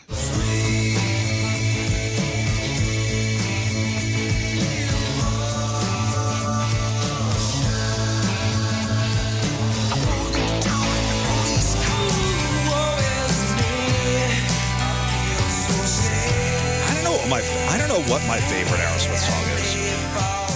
I love so many of them. What is my favorite? I don't know. I mean, I love Seasons of Wither. I love Dream On. I love Sweet Emotion. There's so many. Get a Grip came out when I was really into music. So 93. So I was like, I had that on CD, and I listened to that a lot. So like Living on the Edge. Amazing. That kind of gets me. Yes. They're the reason I knew I turned into an adult because I never really got into it. And then all of a sudden I heard Dream On. Yeah. And I was like, this is a great song. And this one's like, that's Aerosmith. I'm like, really? Whoa. And then all of a It's a sudden great everything else song. started working. It's about 21, 22. And I'm like, dang it, I think I'm an adult now. Everything I like came into Aerosmith. place, huh? Well, you know, for me, it's all about Steven Tyler and how he scats. And so here's a little 60 Minutes from 2014, I believe, where he talks about scatting. You scat? It's better than la la la. Yeah, We haven't done that yet. La la la la la la la. You know, That's called I scat. scatting? Yeah, and then I listen back and I'll hear words in it. Yeah, because Swear to God. the music, the scats that he does actually sound like syllables, and it's because he's inspired by a particular chord or a rhythm. It's like he's channeling something, and it really does. It starts to become words. That's exactly right. So happy birthday to Steven Tyler today. Also, the Pump album. I had that. I was in 6th grade. Yeah. Great cover. Yeah, Yep. 2 trucks. Yeah. Always good. I mean, Love in an Elevator, that gets me. I know. Dude looks like a lady. Well, Dude Looks Like a Lady was on permanent vacation. Yeah. There's so many. There's just so many Aerosmith good songs. And every era of them has their Last Child. place. Oh, man. Yeah, Mama Ken. Aerosmith Big Ones CD might have been the most played CD in my collection of all time. Had it. Loved it. So happy Because birthday. even the 90s versions, like the resurgence of Aerosmith with all the Alicia Silverstone and Liv Tyler videos were Crazy and Crying. I love those songs too, man. And then Don't Want to Miss the Thing, even if you hated it, still had its place Still in the love it. 90s and 2000s. Love them. Savannah Guthrie sat down for an interview with Hoda Kotb on the Today Show, and it's going to air today and tomorrow. And, you know, obviously, like her mom, Nancy Guthrie's been gone for over a month, and a lot of people are, you know, I was talking to a guy at that gardening store this weekend who just asked me point blank, like, are they ever going to find Nancy Guthrie? And I was saying, you know what, I don't think they are, because it sounded like she had medication that she needed to be taking every day, and I obviously think she's not doing that. And so I just hate this because Savannah Guthrie has lost her mom, and there's no closure yet. And she sat down with Hoda, and this is what it sounded like. Someone needs to do the right thing. We are in agony. It is unbearable. And to think of what she went through. I wake up every night, in the middle of the night, and in the darkness. I imagine her terror, and it is unthinkable. But those thoughts demand to be thought. And I will not hide my face. Oh, man. That she needs to come home now. Hoda says there's a desperation and also a steeliness about Savannah. She is hoping that somebody, whoever the person is, will see something and say something. Holy cow. You know, and I just can't help but think, like, we're watching, like, a documentary in the making right now. Like, this is like John Benet Ramsey. Like, whenever that was happening, and now we have all these... We still don't know. We still don't know, and we're still trying to figure out that mystery, and there's still, like, plenty of documentaries out there that are trying to, you know, piece together. And if Nancy Guthrie does not get found, we're going to have that in, like, 10 years. There's going to be a documentary about what we're witnessing right now, and it's just terrible, and I hate it for her. So... Yeah. I hope some closure comes. So, Rizz, you've been wondering about Taylor Frankie Paul and if she'll be able to keep her money that she made on The Bachelorette because they scrapped the season. They scrapped the entire season because of her domestic abuse incident with her ex. And so she is reportedly keeping that entire salary that she took. And so we don't have an exact number. Not airing the show? So low to mid six figures is what TMZ is reporting. And so like somebody from the past, Emily Menard, she got $250,000 for her season back in the day. So at a minimum, you would think that this woman who was on the Secret Lives of Mormon Lives would get double that. Yeah, probably. So that's crazy. She's a name. Wow. The truth is still out there. Agent Dana Scully might be making a return to television. So Gillian Anderson is officially hyping up the upcoming X-Files that Ryan Coogler is creating for Hulu. The actress told fans that she read the pilot script, has spoken with the Oscar-winning director about reprising her iconic role. And Gillian Anderson urged longtime viewers to keep an open mind, praising Ryan Coogler's fresh take on sci-fi classics is different, special, and effing cool. And then Coogler promises it's going to be really, really scary. So if you loved, Black Panther, you loved Sinners, Creed, this is the guy behind that. And so X-Files is coming back to Hulu. Okay. Congrats are in order to Bill Maher. He has officially been named the 2026 recipient of the Mark Twain Prize for American Humor. And this is interesting because if you watch Bill Maher, he had dinner with Donald Trump. Donald Trump now commands the Kennedy Center honors. I believe he's on the board or has redone it. Well, now Bill Maher took some heat from the left by going and having dinner with Trump, last year. And Bill's been pretty outspoken about wanting to have conversations with him, had been friendly with him before he became president. And then he's also been quite critical of Donald Trump and a lot of things that he's done lately. He's not afraid to play both sides. Yeah. And so it's kind of interesting to me, just even last Friday watching Bill Maher, he still is hammering Trump on some things. But it's cool, I think, that he is going to be receiving the Mark Twain Prize. And I think Donald Trump had a lot to do with that, saying that he deserved it. And there was some fake news out there with, the White House was denying it. And then the White House we never denied anything, so. Right. So the honor is going to be presented during a ceremony on June 28th, shortly before the venue closes for 2 years for renovations. And if you don't know much about the Mark Twain Prize for American Humor, the big one. That's the big one. People like David Letterman, Julia Louis-Dreyfus, Dave Chappelle, Jon Stewart, Adam Sandler, Kevin Hart, and Conan O'Brien have been among the esteemed recipients. Does big one Convey produce that one? He produced a couple of them, I think. That's he cool. did last year. He did the Sandler one. For sure. That's really cool. Sandler one. Yeah. It's he deserves it. I think whether how you feel about him or what he is now, he did kind of start the comedic journalism. He was a predecessor of Jon Stewart and Stephen Colbert. So all of these people who are these strong voices in comedic journalism, for lack of a better word, Oh yeah, Bill Maher started Politically that whole Incorrect thing, was he's been doing it for show. 30 years. Politically Incorrect which was on ABC, which is on a network show, which was even huge. Yeah, I think he had one before that, an iteration of it on. No, that was Politically Incorrect. Yeah, but then he's had 3 shows, right? I just remember Politically Incorrect was on network. And then it went to HBO or something? Mm-hmm. Yeah. Well, now Real Time is on HBO. Okay. Which I watch every Friday. I love Bill Maher, so I'm happy for him. In other news, Stephen Colbert is writing a Lord of the Rings movie. Colbert is a huge fan of the series, and he made an announcement in a joint video with Peter Jackson, who's pretty much in charge of the franchise. So here is Stephen Colbert with Peter Jackson talking about it. Okay. I started talking it over with my son, Peter, who's also a screenwriter. We worked out what we thought would work, especially as a framing device for that story. It took me a few years to scrape my courage into a pile to give you a call, but about 2 years ago I did. You liked it enough to talk to me about it, and ever since then, the two of us have been working with the brilliant Philippa Boyens on how to develop the story. And so that's what we're going to be working on. Fantastic. Now, are you sure you've got the time, though? Because, That I did not think I would have the time. As much as I love it, I knew I couldn't do that and do the show at the same time. But it turns out I'm going to be free starting this summer. He's obviously making a reference to leaving his show with CBS. I love Stephen Colbert. The movie's going to come out after the one that's in development now, which is The Hunt for Gollum. That is due December of 2027. So be on the lookout for the Stephen Colbert influenced Lord of the Rings in probably 2029. UltimateClassicRock.com has ranked all of the 100 best albums of the 70s. We obviously don't have enough time to go through all 100 of them. Of the 70s. So what do you think the top 10? Dark Side. Dark Side of the Moon is the number one song or number one album on this list. That was 1973. The Wall came out 79. It's probably on there, but not in the top 20. Of the 70s. Any Beatles stuff on there? Let It Be? Beatles. No, Band on the Run came out in 1973. What's the true category? That's number 18. It's the best albums top 100 albums of the 70s.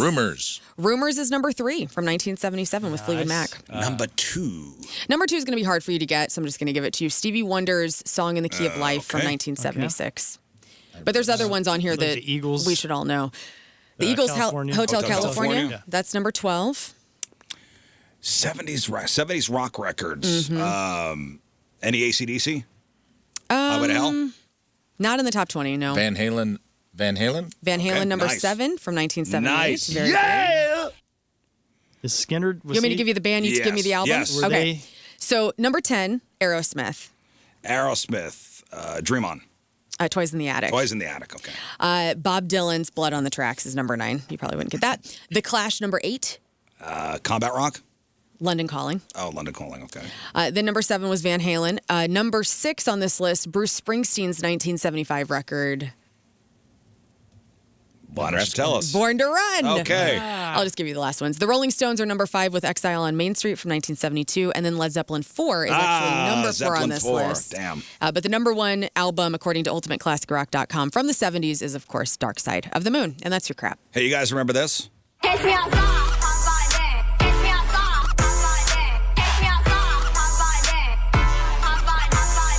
Cash Me Outside girl, Bad Barbie. She is 23 today. And she has a lot more money than you. She's doing OnlyFans, and she is a big-time earner. Bad Bobby is 23. Keira Knightley, she is in Pirates of the Caribbean, Pride and Prejudice, Love Actually. She is 41. Leslie Mann, married to Judd Apatow. And so she gets to be in all his movies. She's 54. Kenny Chesney's 58. James Eha from the Smashing Pumpkins is 58. Michael Imperioli. Who's that? That is Sopranos. That's Christopher from The Sopranos. He is 60 today. Retired Utah Jazz point guard John Stockton is 64. Jennifer Grey, Baby in Dirty Dancing, and Ferris' sister in Ferris Bueller's Day Off. She is 66. Martin Short is 76. Vicki Lawrence from Mama's Family and The Carol Burnett Show is 77. Steven Tyler, as we mentioned, is 78. Diana Ross from The Supremes is 82. And former Speaker of the House, Nancy Pelosi, is 86 today. Today's porno birthday, which is being brought to you by Patricia's, where fun and fantasy meet, is Brandy Lyons. And today's birthday girl has been in 471 fine films, including Afternoon Delight, The Army of Ass 2, Ass Fensive 2 and 4, Below the Belt, Best Butt in the West 5, Scott's favorite, Butt Munchers. Incredible film. Fat Boys Need Love 2, Learn's favorite, Gooey Buns 2, The Invasion of the Booty Snatchers, Smoking Butts 2, in a movie simply called Yummy, and who could forget a role in 2005's Dirty Knees Behind the Trees. Brandy Lyons is 47 years old. That's your porno birthday. What? It's crappy birthdays. And that was your crap on celebrities. All right, we'll take a break. We'll come back. And Rafe, we're going to play a game. What are we playing? I believe we're going to play some Take 5 today. Yes, I believe we are. Explain the game, please. We will put one of us in isolation, most likely. So we will spin the wheel. We'll get the headphones out. We'll take a caller. I will give you a category, perhaps something like name a famous race car driver. Okay. You will say Mario Andretti, for example. We will then, you get 3 questions. I'll get 3 answers. Then we bring a Rizz Show member out of ISO, and they have 5 opportunities to match your answer. So you want to try to give what you think is going to be a common answer. Because if you match 2 out of 3, you win. If you don't, bupkis. We need to get the headphones out. Okay. Isolation headphones. All right, not 3 and 5. Take 5. Take 5. We've got Point Fest tickets. We've got Daniel Tosh tickets. We got tickets to go see Rafe next weekend at the Funny Bone, Westport. We got Urge tickets, and we've got tickets for this Saturday's St. Louis Battlehawks home opener. If you want to play, 314-624-3833 or 618-398-3833. Take 5 is next. Is Moon back tomorrow, I think? I think so.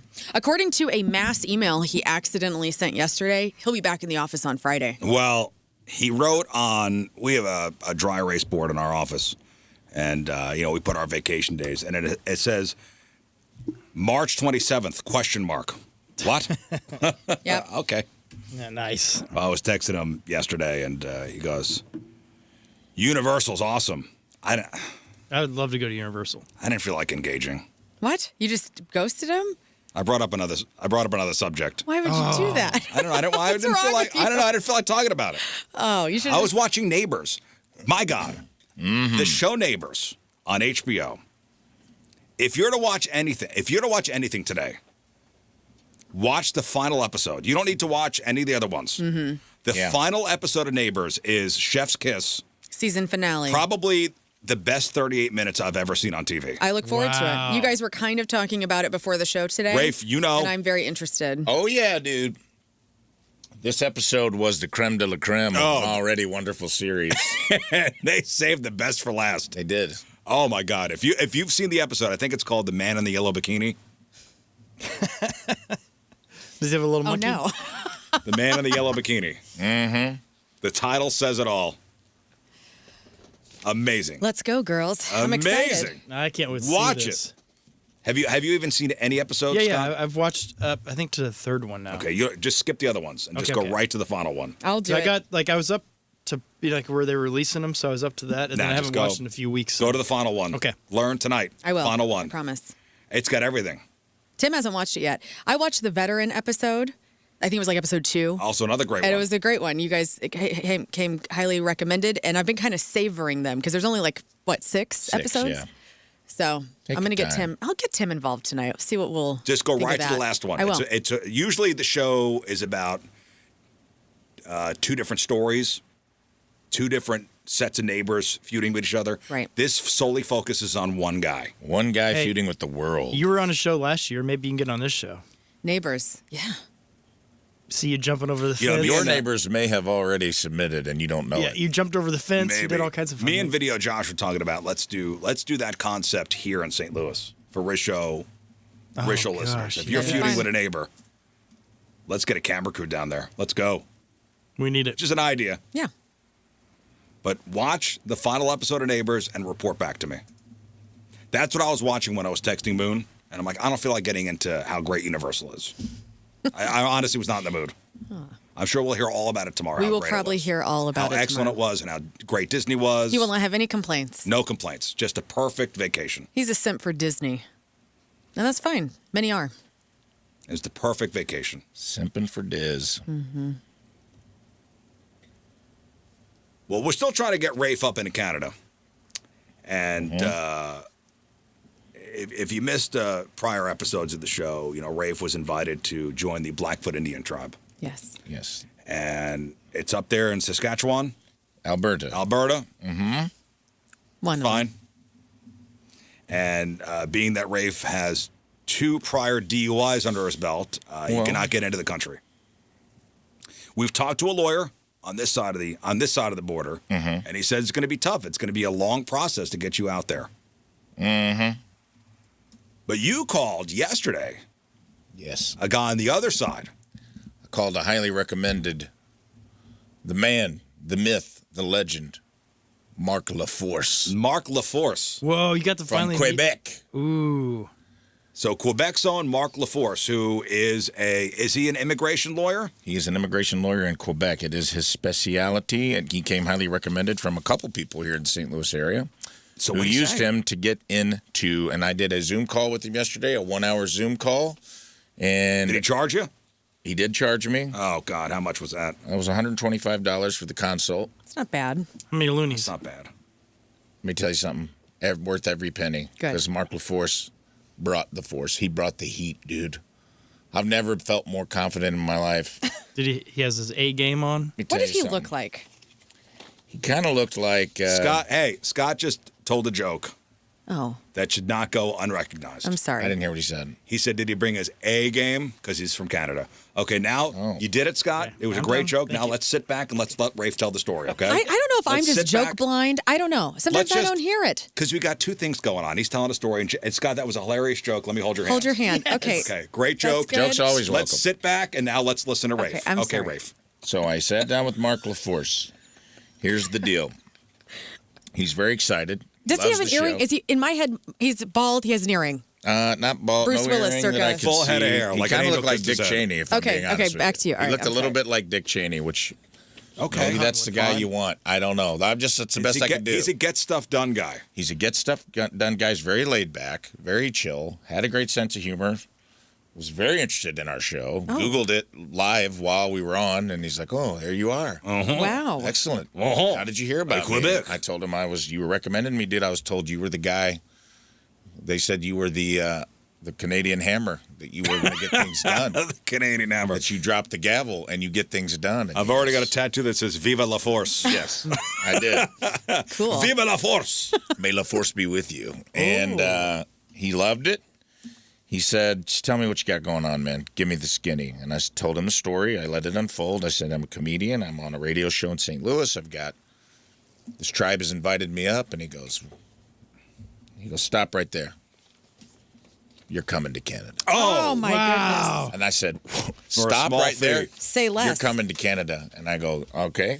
You seem very confident. And he goes, listen, this is how Mark LaForce rolls. And he goes, you qualify because you're in entertainment and because you're coming up here to perform, you qualify for a special expedited, what's called a TRP, which is a temporary resident permit. What? And he goes, turnaround on that is 5 days. Whoa! And he goes, he gave me a list of things I got to get to him. I got to get a letter from Wayne Gretzky. I got to get a letter. Hold on, I'm going to get there. Okay. I'm going to get it. I asked him about this. Wayne Gretzky came up in this because we've recently, I don't know if we're going to talk about it or not, and I'll let you show your discretion. Okay. He said, I need a letter from the tribe, an official invite. And he's like, I'll put that on my own. He goes, I can send them a boilerplate copy. All they need to do is sign it, get it back to me. I take that to the Canadian consulate. I say, this man has been invited by the sovereign tribe. And he goes, that's a hot item right now because Alberta is trying to secede from Canada and become its own thing. The only thing that saved Alberta was the Blackfoot Nation voted against it. Oh. Wow. So right now, anything they want, they get. Nice. And right now, They want you. they want R. Diddy. R. Diddy. Let's not be R. Let's not Diddy. be R. Let's Diddy. not. up there, Why okay? is this No something bad R. associated Diddy with Let's for not be Rafe R. Diddy Dean. up there, okay? You're fine. You're perfect the way Rafe. you are. We don't need Just R. be Rafe. Is there Diddy. something Just bad be associated Rafe. with Diddy? Anyway, Well, anyways, yeah. they want Akachete. They want Rafe Dean. They want me up there. And he was like, it's a done deal. You send me the dates. He goes, talk to them. He goes, he's like, they don't have to be perfect. Because that's what I was worried about. I'm like, I don't know exactly. He goes, just give me like a 2 or 3 week window. Right. I'll make it happen. I'll get you approved for those 3 weeks. Get me all your film crew guys. Get me your passport. He's like, the only thing you have to do is go to the FBI and get you fingerprinted and do an FBI run. Cool. And he gave me he sent me the instructions for that before I was even off the call. And he goes, here's what I'm going to do, man. And he goes, as far as the permanent rehabilitation, he goes, that's going to take like 12 months to 18 months. And he goes, I'll just do that for you for free since you're shouting me out on the radio. Oh, yeah. Oh, my gosh. well, that's And he goes, he goes, well, he's charging me for the other stuff. good. He goes, I'm rolling it all into Let's one. make sure it's all together. Yes. Keep it legal. He's charging me $1,000, which I thought was pretty fair There you go. for the TRP. And he goes, I'll roll it all into one for $1,000. I'll do both. Oh, wow. And I said, that's a good deal. That's a good deal. That's a great deal. Outstanding. Yeah. I surely Yeah, went and in there that thinking was it was going what- to cost me like $10,000. That's what Amelia's cousin said, too, is you got to get a lawyer on the other side. Yeah, You got to get a lawyer on the other side to handle this.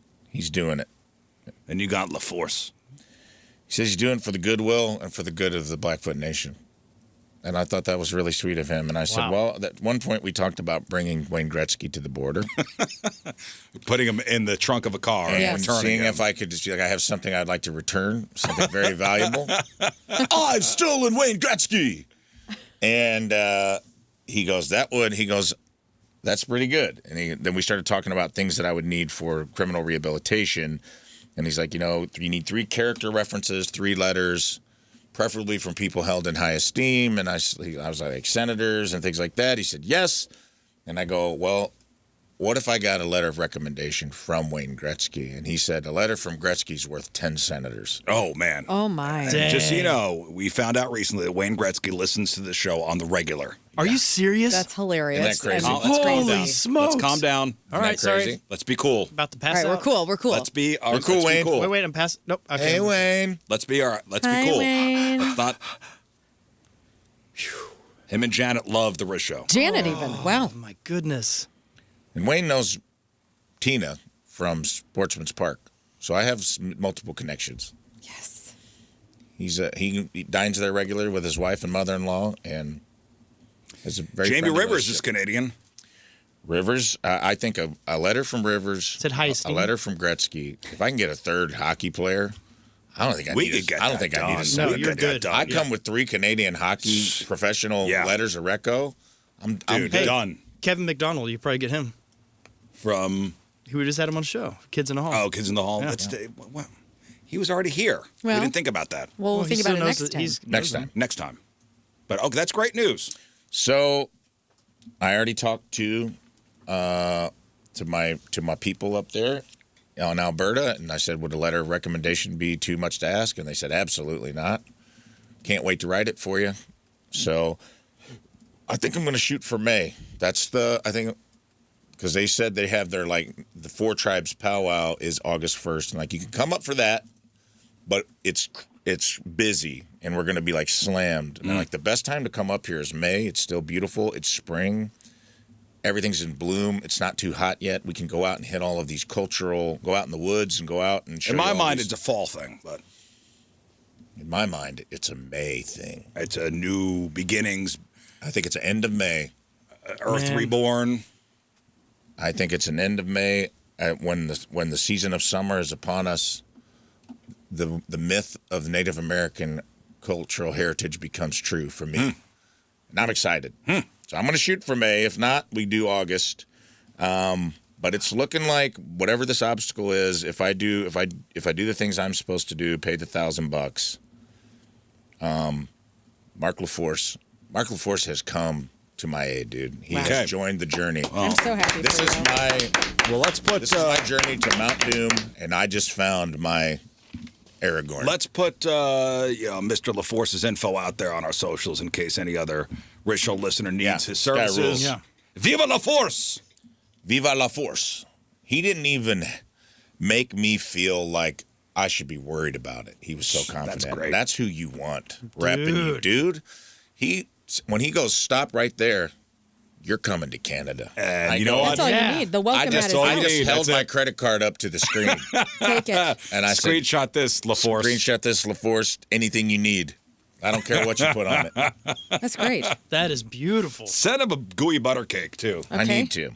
Okay. Man. So apparently his paralegal, who I was in contact with, is from St. Louis. Oh, of course. And she knew the show. And maybe that's why one of our listeners Yeah. recommended him, is there's a St. Louis connection here. Okay. Cool guy. Well, that's wonderful. That's good That's news. wild. That's I'm great so news. happy All for right, we need to get letters from Wayne. We really need Gretzky on this one, man. The fact he we'll talk listens. to Rivers. Wayne, And, listen, man. Always loved you. Watched your cartoon growing up. Watched you play hockey. Mm-hmm. You seem like a cool guy. You were a good SNL host. You've known my betrothed at Sportsman's Park. You listen to the show. Wayne, can I call in a favor, Yeah. bud? Come on. Come on, Wayne. All right. You know you hold some sway in Canada. He does. brother. He does. All right. Listen, I need you, Gretzky. we got him. Everybody tweet at Wayne Gretzky. No, right now. don't harass him, please. All right, listen. Let's give away some stuff. Right? Let's give away some stuff. Thank you. All right. Oh, by the way, we should mention that if you are to watch Neighbors tonight, the final episode, Do not watch with children. I think it's called The Man in the Yellow Thong. I was corrected. A lot of old man dong. A lot. Lot of old man Trigger dong. warning. Unblurred. HBO is committed to its hanging dong. Lot of old man dong. All right. Today's contest is sponsored by, Universal Windows Direct. and we are playing Take 5. So we're going to spin the wheel. It's either myself, Learn, or King Scott. We will go into isolation if our name comes up. We'll get a listener on the phone. Rafe will ask you 3 questions. Correct. All requiring one-word answers. Also correct. And then we'll pull the Rizz Show member out of isolation, and we will have 5 chances to match up with the listeners' answers. Yes. Hence, take 5. 2 out of 3, you win, and your choice of prizes: Point Fest tickets, Daniel Tosh tickets, Rafe Williams tickets, the Urge tickets, or tickets for the home opener on Saturday to see your St. Louis Battlehawks play. All right, let's go to the phones, and we've got... Hello, Jason. Morning. Happy home opener. Oh, thank you, Jason. happy home Home opener opener to you as well. All right, King, if you would please spin the wheel. And who is it going to be? Who will go into isolation? It's going to be... Rizz. It's going to be me in isolation. So, all right, hang on. I'm going to get the isolation headphones up and going here. I'm going to go into ISO. And Jason, you will answer the 3 questions that Rafe Williams will give you right now. Okay. Going into isolation. Jason? Wait. And here we go. Okay. He's in ISO. I am talking to Jason. Is that correct? Yes. Jason, good luck. Thank you. Jason, name me a famous person with the first name James. Jack Nicholson. James. Oh, James. James. I don't know. Can you skip that one? James, like James Gandolfini. Oh. James Taylor. James Hetfield. James Dean. Pick one. James Hetfield. Okay. Good choice. I feel like we've already hurt the integrity of this game, but that's fine. Name a side character from Star Wars. R2-D2. Okay. Okay. And finally, name a famous fast food mascot.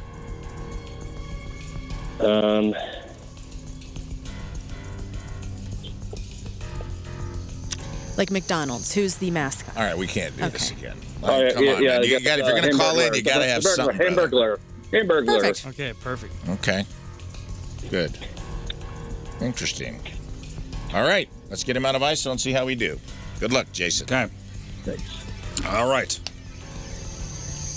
How's this going to go? Well, Perfect. not so great, but you'll be fine. Good. Oh, Jason, all right. not good. Jason was on it. Sharp as a tack. Oh, God. All right, Jason. It's hang opening on. day. He's All watching. He's paying. Here we go. So I got to match up with Jason here. Here we go. All right. 5 let's shots. Keep track of, and I will give you thumbs up, thumbs down if you get it. Scott Rizzuto, name a famous person with the first name James. James Hetfield. Got it. Are you kidding me? That's so amazing. Pick the right one. Nice. Very good. Yeah. It was nice. We'll tell you about it later. I'll tell you about it later. Rizz, name a famous fast food mascot. The Hamburglar. Yeah, Whoa. you got it. No Oh, got it. freaking way. That's crazy. Jason. On my side. We did it. How did you? Wow. That's did it. wild. Hang on. What was Were the your last one? headphones on? I swear to God, this was Jason and I were locked in. I don't know about that. All right, That's let's. Hey, I was not locked in. I Listen, swear to Riz, God. no, you did great. Jason had a little bit of a problem. He did? Yes. Yes, Yeah. he did not know many Jameses, Any. and then he did not know many fast food people. Lauren gave him like 5 Jameses to choose from. What And would he your chose Hetfield. What would your first fast food? I said, think. Well, he was like, I said, Grimace hey, or think- Ronald? I was thinking he was going to say Ronald McDonald, but he went Hamburger. Well, you went side character. I know. mascot. I figured my- it was either Wendy's or Ronald. No, mine went right to the Hamburglar. You're This is criminal. your soulmate on He's the a phone. jerk. Okay, hang on, All right. Jason. Just for fun, name a side character from Star Wars. C-3PO. No. R2-D2. Yes. All right, you guys were locked We were in. No locked matter in. what, it was All right, happening. Jason Even if wins. we didn't get the James answer, it was meant to be, and that makes me feel. Yeah. All right, Jimmy. Good job, man. Jimmy. Hi. Hey, Hello. Jimmy. We're going to spin the wheel, and let's see who your partner will be. Jimmy and Learn. Okay, here you go, Learn. Yay. Okay. Grab the headphones. All I'm right, gonna Jimmy. put you in Getting a girl isolation. brain. Let's go. Okay. Tell me when you're I got my ready. wife here next to me, so hopefully it helps. Okay. Here we Nice. go. All right, we'll do that. We'll do that song. All right, All right, Jimmy. Rafe, here we go. Let's get Jimmy his questions. Jimmy, name a brand of barbecue sauce. Casey Masterpiece. Okay. Jimmy? That would be my second one. Okay. Jimmy, name a common dog name. Duke. Okay. Not bad. And finally, Jimmy, name a popular board game. Monopoly. Okay. All right. I feel good about this, dude. I feel okay. You're going to have to get the first one. If you don't get the first one, you're in trouble. Well, the first one would be, like, my first would be Malls. Like, Malls Sure. would be I was my thinking first Sweet one. Baby Ray's myself. Sweet Baby Ray's. She may get to Casey Masterpiece. She All may. right, Jimmy, here we go. We're going to pull her out of isolation, and let's see how we did here. Come out of isolation. That's a good song, right? Yeah, Marilyn Manson. Old Marilyn Manson. Yeah, I love old Marilyn Manson. Okay, here we go. Baby Now we Ray's. match up with... Hey, no talking, Jimmy. All right, L. Diddy, here we go. Let's go. Name a brand of barbecue sauce. Sweet Baby Ray's. Malls. Hey, she's right on it. Oh no. Yeah, I know.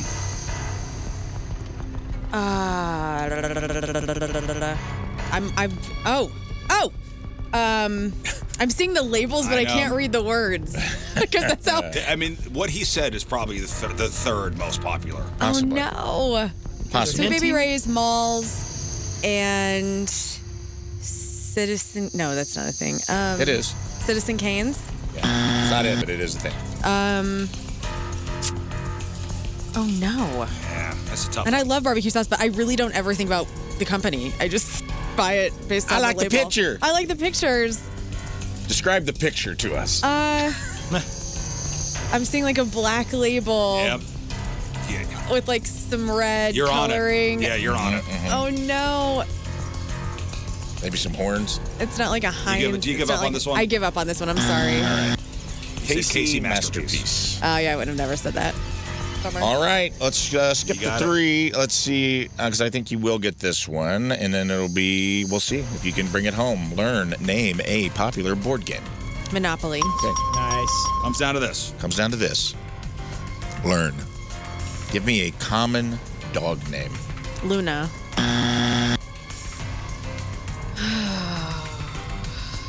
Luna. Rover. Good answer so far. That's what mine would have been. Hank. Getting warmer. 2 more. Ollie. Last one for the win. For the win. Dang it, dude. She says it, I'll lose my mind. For the win. For the win. For the win! I'm trying to think of our list that we've done before of these. Just think of what a guy would say. Bella. Duke. Yeah. He said Duke. The Duke. Bummer. That's a great dog name. Sorry. Yeah. That's tough. That's a tough one. Martin, hello. Hi, right, it's Mark Martin. and Eureka. Oh, hi, Mark and Eureka. All right, Mark. Yeah. It says Martin on my screen. Says but- Mark sorry. LaForce? I meant Mark. You know that. Yeah, I know that. All right, let's put King in isolation. It's going to be King Scott and Mark from Eureka.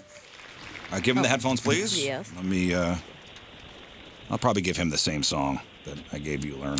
Is that off Antichrist Superstar? Yes, it is. Why would you do that to him? Because I know Scott is such a huge fan. Just because Easter's coming up, you know? I mean, it's All great. right, here we go. Mark and Eureka. All right, Yes, sir. Mark from Eureka, good luck. Name a classic 80s action movie. Rambo. Yes. Good answer. Very good. All right, name a game show host. Alex Trebek. Very good. Also a good answer. He'll get that probably in 2. He'll say Barker first. Trebek next. Finally, name a type of sauce or dip. French's. Sour cream. French's sour cream. Are you sure it's not mustard? What? Well, I think they make a. French onion Oh, dip. you're talking about. Oh, I get what You're you're talking about French onion I dip? mean, French onion dip? yeah, I'm talking about French onion dip. That's Okay, it. gotcha. Then we're going to change it to French onion dip and make it very specific. Yeah, that's Not okay. I'm sorry, ambiguous. guys. All right, cool. All right, Great hang job. on, Mark. Okay, let's All right. get. What song was that again? What song is that? That's Angel with the Scab Wings from Marilyn Manson, Okay. which is your favorite. Yeah, That's a cute- I cute order number. those at Buffalo Wild Wings all the time. Scab wings with honey mustard. All right, let's get Scott going with the answers. King Scott. See, Good luck. Name me a classic 80s action movie. Terminator. Answer. Lethal Weapon. Another great answer. Die Hard. Another great answer. Okay. Oh, no, that's not one. What was it? What would they say? I guess Predator. None of these are bad so far. Last one. And the last one, let's go Top Gun. Rambo. But man, you named some bangers. I can't fault you for that. No, those are all good. All right, here we go. King Scott for the comeback. Name me a game show host. Let's go with Bob Barker. Pat Sajak. No. Okay. Rob Lowe. Oh. Lowe. He's got a It's big at show. the floor. I know, but come on. He's a great host. Why would he think Mark would say Rob Lowe? That's a popular show. Okay. No, you're right. Let me think here. What am I? Which one? Oh, a Jeopardy guy. I can't think of his Which name. Jeopardy guy? What's his name? I don't know. You tell us. I'll come back to that one. Oh, you have two Why is it more. skipping my brain? It's Moo's favorite guy. I'll take first or last name. Is it Alan? You're getting warm. Albert? Al? Does that count? Al. Say his last name. Al. I'm thinking Roboski. Let's see here. Oh my God. The Kool-Aid Man. Oh my gosh, why can't it? Anyways, I'm stuck on that now. That was a dumb idea. We got. Just give it to him so we can move on. Alex Trebek. Oh, thank you. Yes, Alex Trebek. Very Yes. good. Okay, You were excellent. there. All right. You knew it. Love of God. All right, next one. For the win. More. Because this is going to be tough. And you were thinking of the same guy. I'm giving it to you because I feel generous, and also I need people to come to my show, so hopefully he'll take my tickets. Anyway, name a type of sauce or dip. We just said barbecue sauce. Barbecue. Sauce or dip? Sauce or dip. Let's go guacamole. Yeah, that's Applesauce. No. Queso. Last one. The dips. French onion. Got it. You're welcome, Mark. Nice. Holy Mark, moly. congratulations. That was awesome, dude. Thank Pulled you. it out of his tuchus. That's nice. All right, Mark, what do you want? Pulled it out of nowhere. King, give me the rerun on what you're giving out. We'll do it. I can't We'll remember. do it later. I'm not going to do that right now. Okay. Great. Mark, hold on. I'll get you. Brad. Yeah, go ahead. All right. Yep, you go ahead. You go ahead and hang tight because we're going to get a partner for you, and it's going to be me. Okay? Hang on one second. All right, Rizz I'm going to put myself in isolation. Bye. Okay. See ya, dude. Okay. And go. All right. Good luck. Name me the biggest animal you could beat in a fight. I couldn't beat him. A bear. Bear. All right. Okay, well, the question was, okay. What could you beat? I couldn't beat him, but I'm going to say this anyway. All right. I know Rizz is going to be able to. Okay. All right. Well, I like your confidence in He Scott couldn't beat Rizzuto. up his 16-year-old son the other day. Remember so. that he did get his ass beat by a teenager recently. Name a superhero alter ego.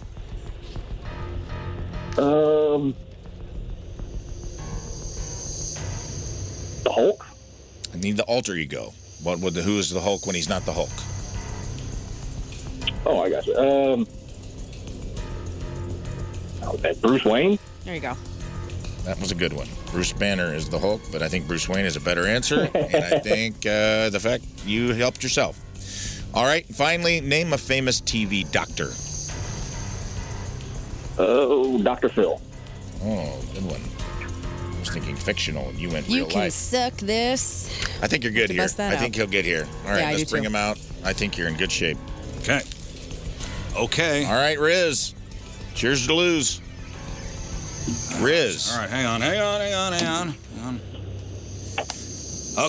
All right. Let me get that off. All right, Turn that off. let me lock in. Lock Okay. in, brother. Get it together, man. Let me lock in here. Okay, ready. Rizz, name the biggest animal you could beat in a fight. Oh, man. A dog. A deer. A kangaroo. You can't beat a kangaroo, dude. I don't know. I'm just throwing names out. I'm just throwing animals That's right. out. I'm sorry. I apologize. With you saying that, I should probably go smaller. That's not what I'm saying at all, actually. A possum. Your hands are folded up, your arms. Last chance. Say the question again. Name the largest animal you could beat in a fight. And what this man said. What did Brad say? What do you think? I don't know. I'm trying to think. He said something. He thinks he that you could beat this animal up. That's what he said. A cat. What is that? He said a bear. A bear. A bear? He had a lot of faith in you. No way. And then we reminded everybody that you got your butt kicked by Sam. I had bear in my head, but I thought that was a dumb Brad answer. He said he thought you'd get What there. a dumb answer. Brad 7'4". Brad had a lot of hope for you. Okay, I mean, guess that's so. good. All right. Rizz, name a superhero's alter ego. Clark Kent. Bruce Wayne. There you go. Good job. Okay.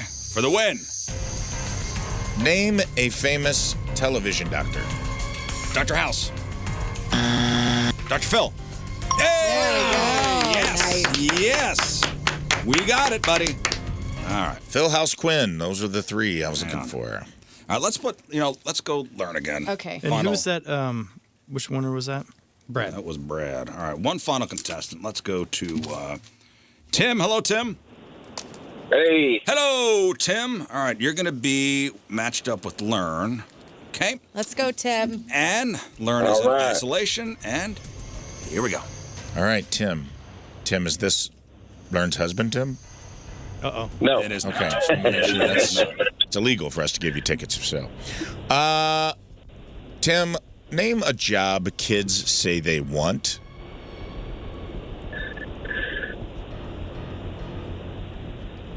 That's a tough one. Nah. Kids say they want. Job kids say they want. They want to be. I want to be a blank when I grow up. Doctor. Okay. All right, not that. She'll get to it. She'll get to That, you know what? Considering your audience, probably a good She's answer. going to say YouTuber, which is what I would have said. I think all kids want to be I think she'll YouTubers go now. old school. She's analog. I think you're good. She'll get that. All right. Name a popular holiday movie.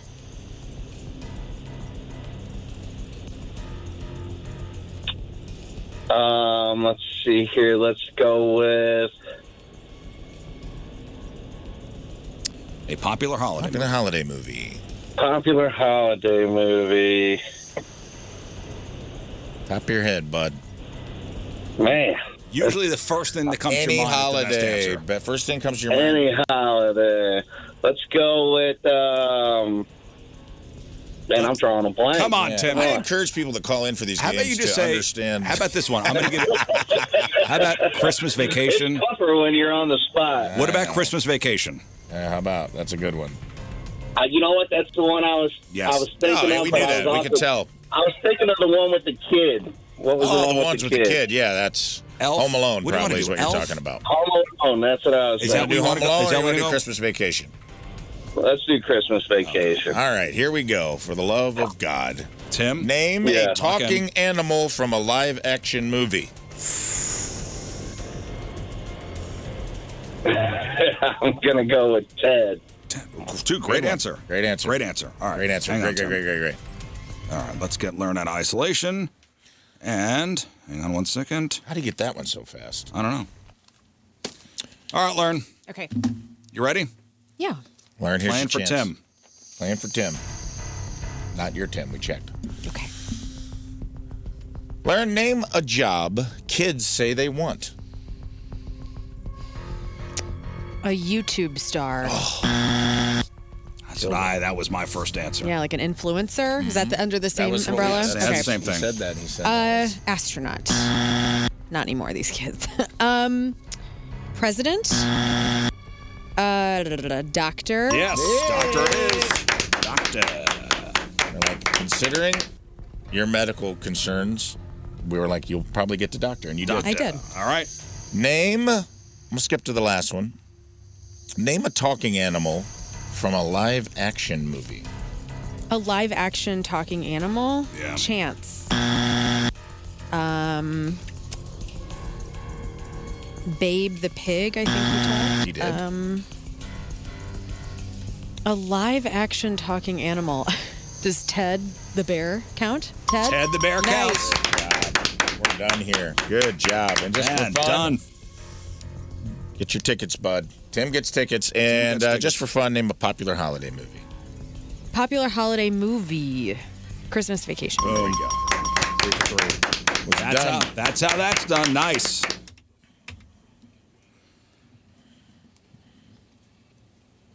Well done, everybody. We did it. We got through it. We gave away Congrats, tickets. Tim. All right, we'll take a break. We'll come back. We got some news for you. News.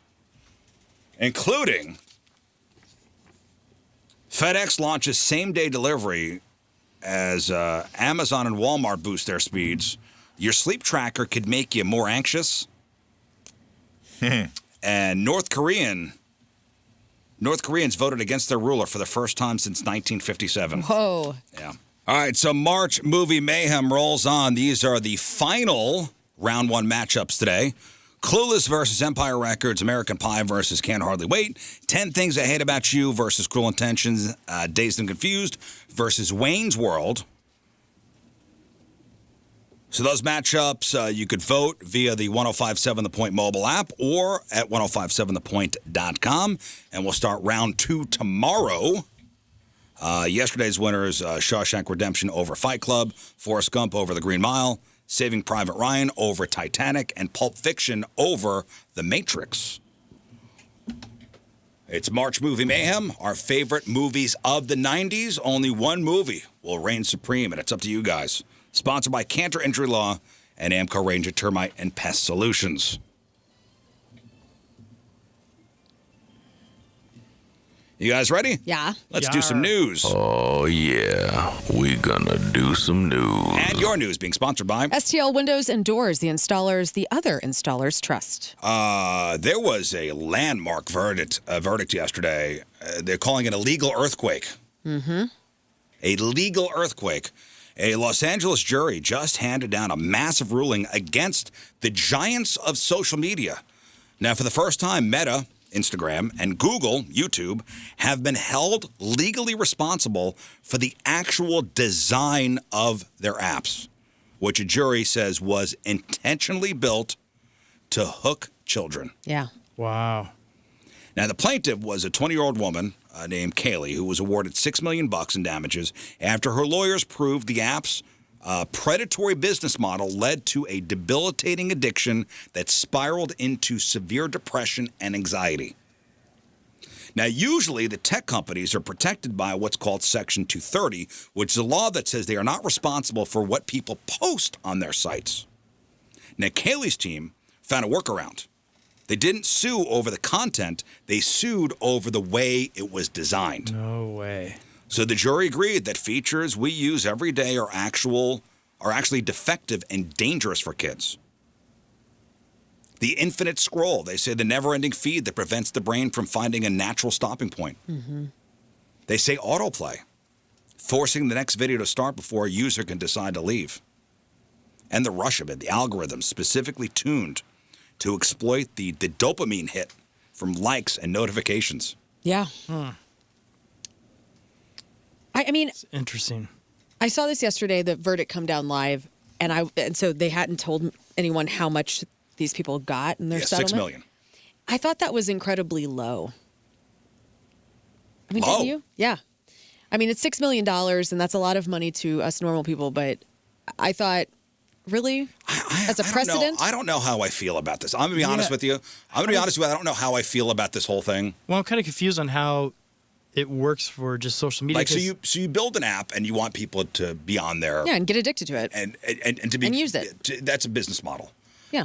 At the same time, you go, all right.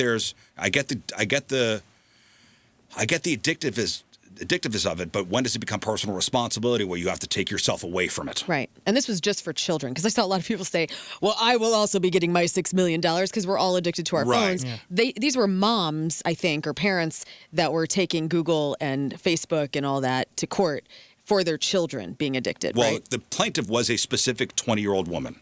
Okay. Named Kaylee.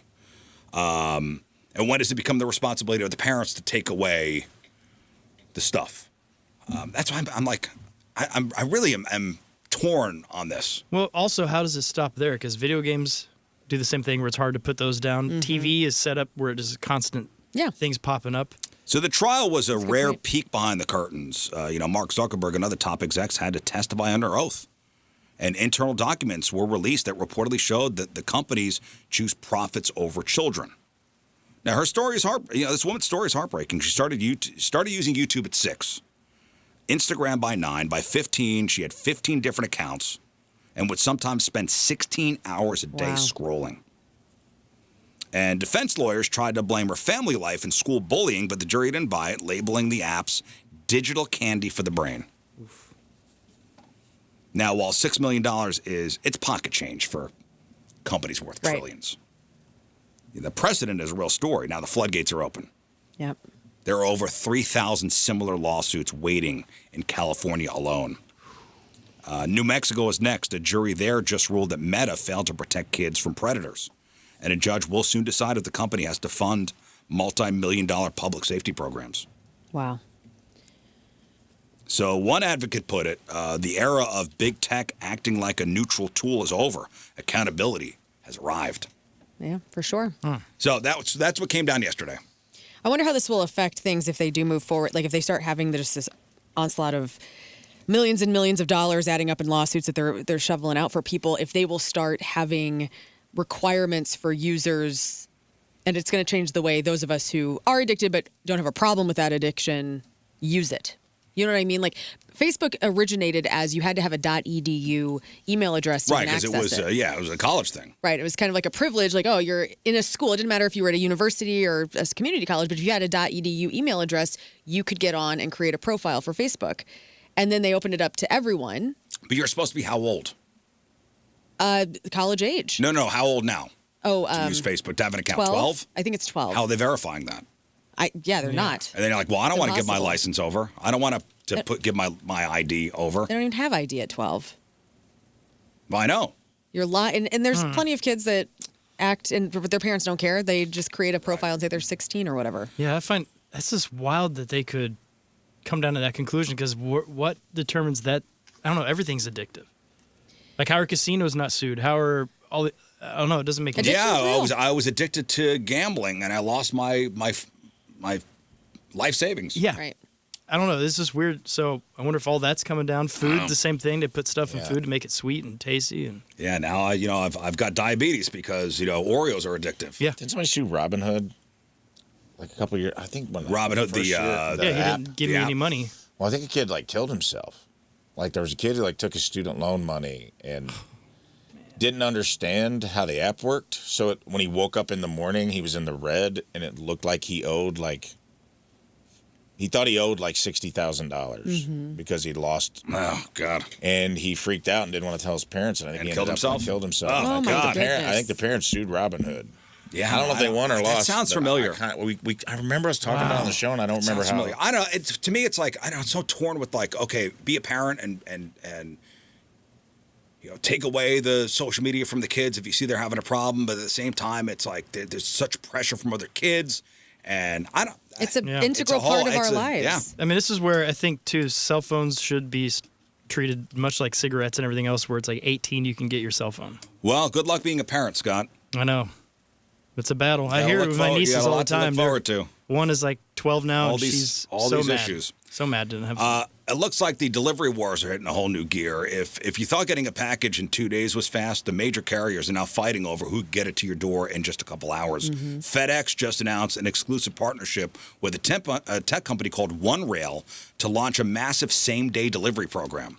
So they're basically trying to give every retailer the tools to compete with the big guys without having to build their own massive delivery fleet. Very cool. So the move is in direct response to some huge announcements from the competition. Amazon, they started rolling out ultra fast shipping, aiming to get items to people in 1 to 3 hours. We talked about that. Mm-hmm.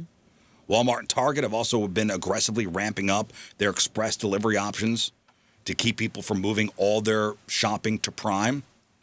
So now FedEx is going to go to a company, let's say, Rafe's company selling frozen pizzas. Uh-huh. So Rafe's FedEx will be like, pizzas. we could get your pizza to your customer within a couple hours. Right. Beautiful. And you don't have to set up any kind of distribution like Amazon has. Genius. So FedEx is leaning on OneRail's AI software and their massive network of 12 million delivery drivers.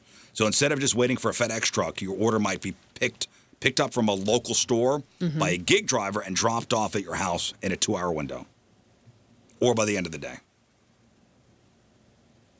So running a same-day delivery service is incredibly expensive and complicated for most stores to do on their own. By piggybacking on this FedEx OneRail partnership, smaller brands and national retailers can offer the same like a need-it-now convenience that Amazon does, but using the inventory they already have sitting in their local stores. I think it's a cool idea. Yeah, I do too. I hope it works price-wise. I wonder how effective it is for I don't small, know, but it's an attempt to kind of level things out a little bit. Yeah. Fantastic. So we'll see if that works. Yeah.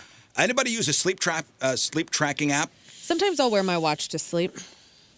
Just check in. And do you look to see how you slept and how many times you woke up? And of course. What about you? I do not, but I did, and I told you this. I did slip away yesterday to go look at Tempur-Pedic beds. And they have a base that's built in. It's got a sleep tracking app that detects if you're snoring and raises the bed while you sleep. Oh, wow. So to adjust to... It adjusts in real time. You don't have to wake up or nothing.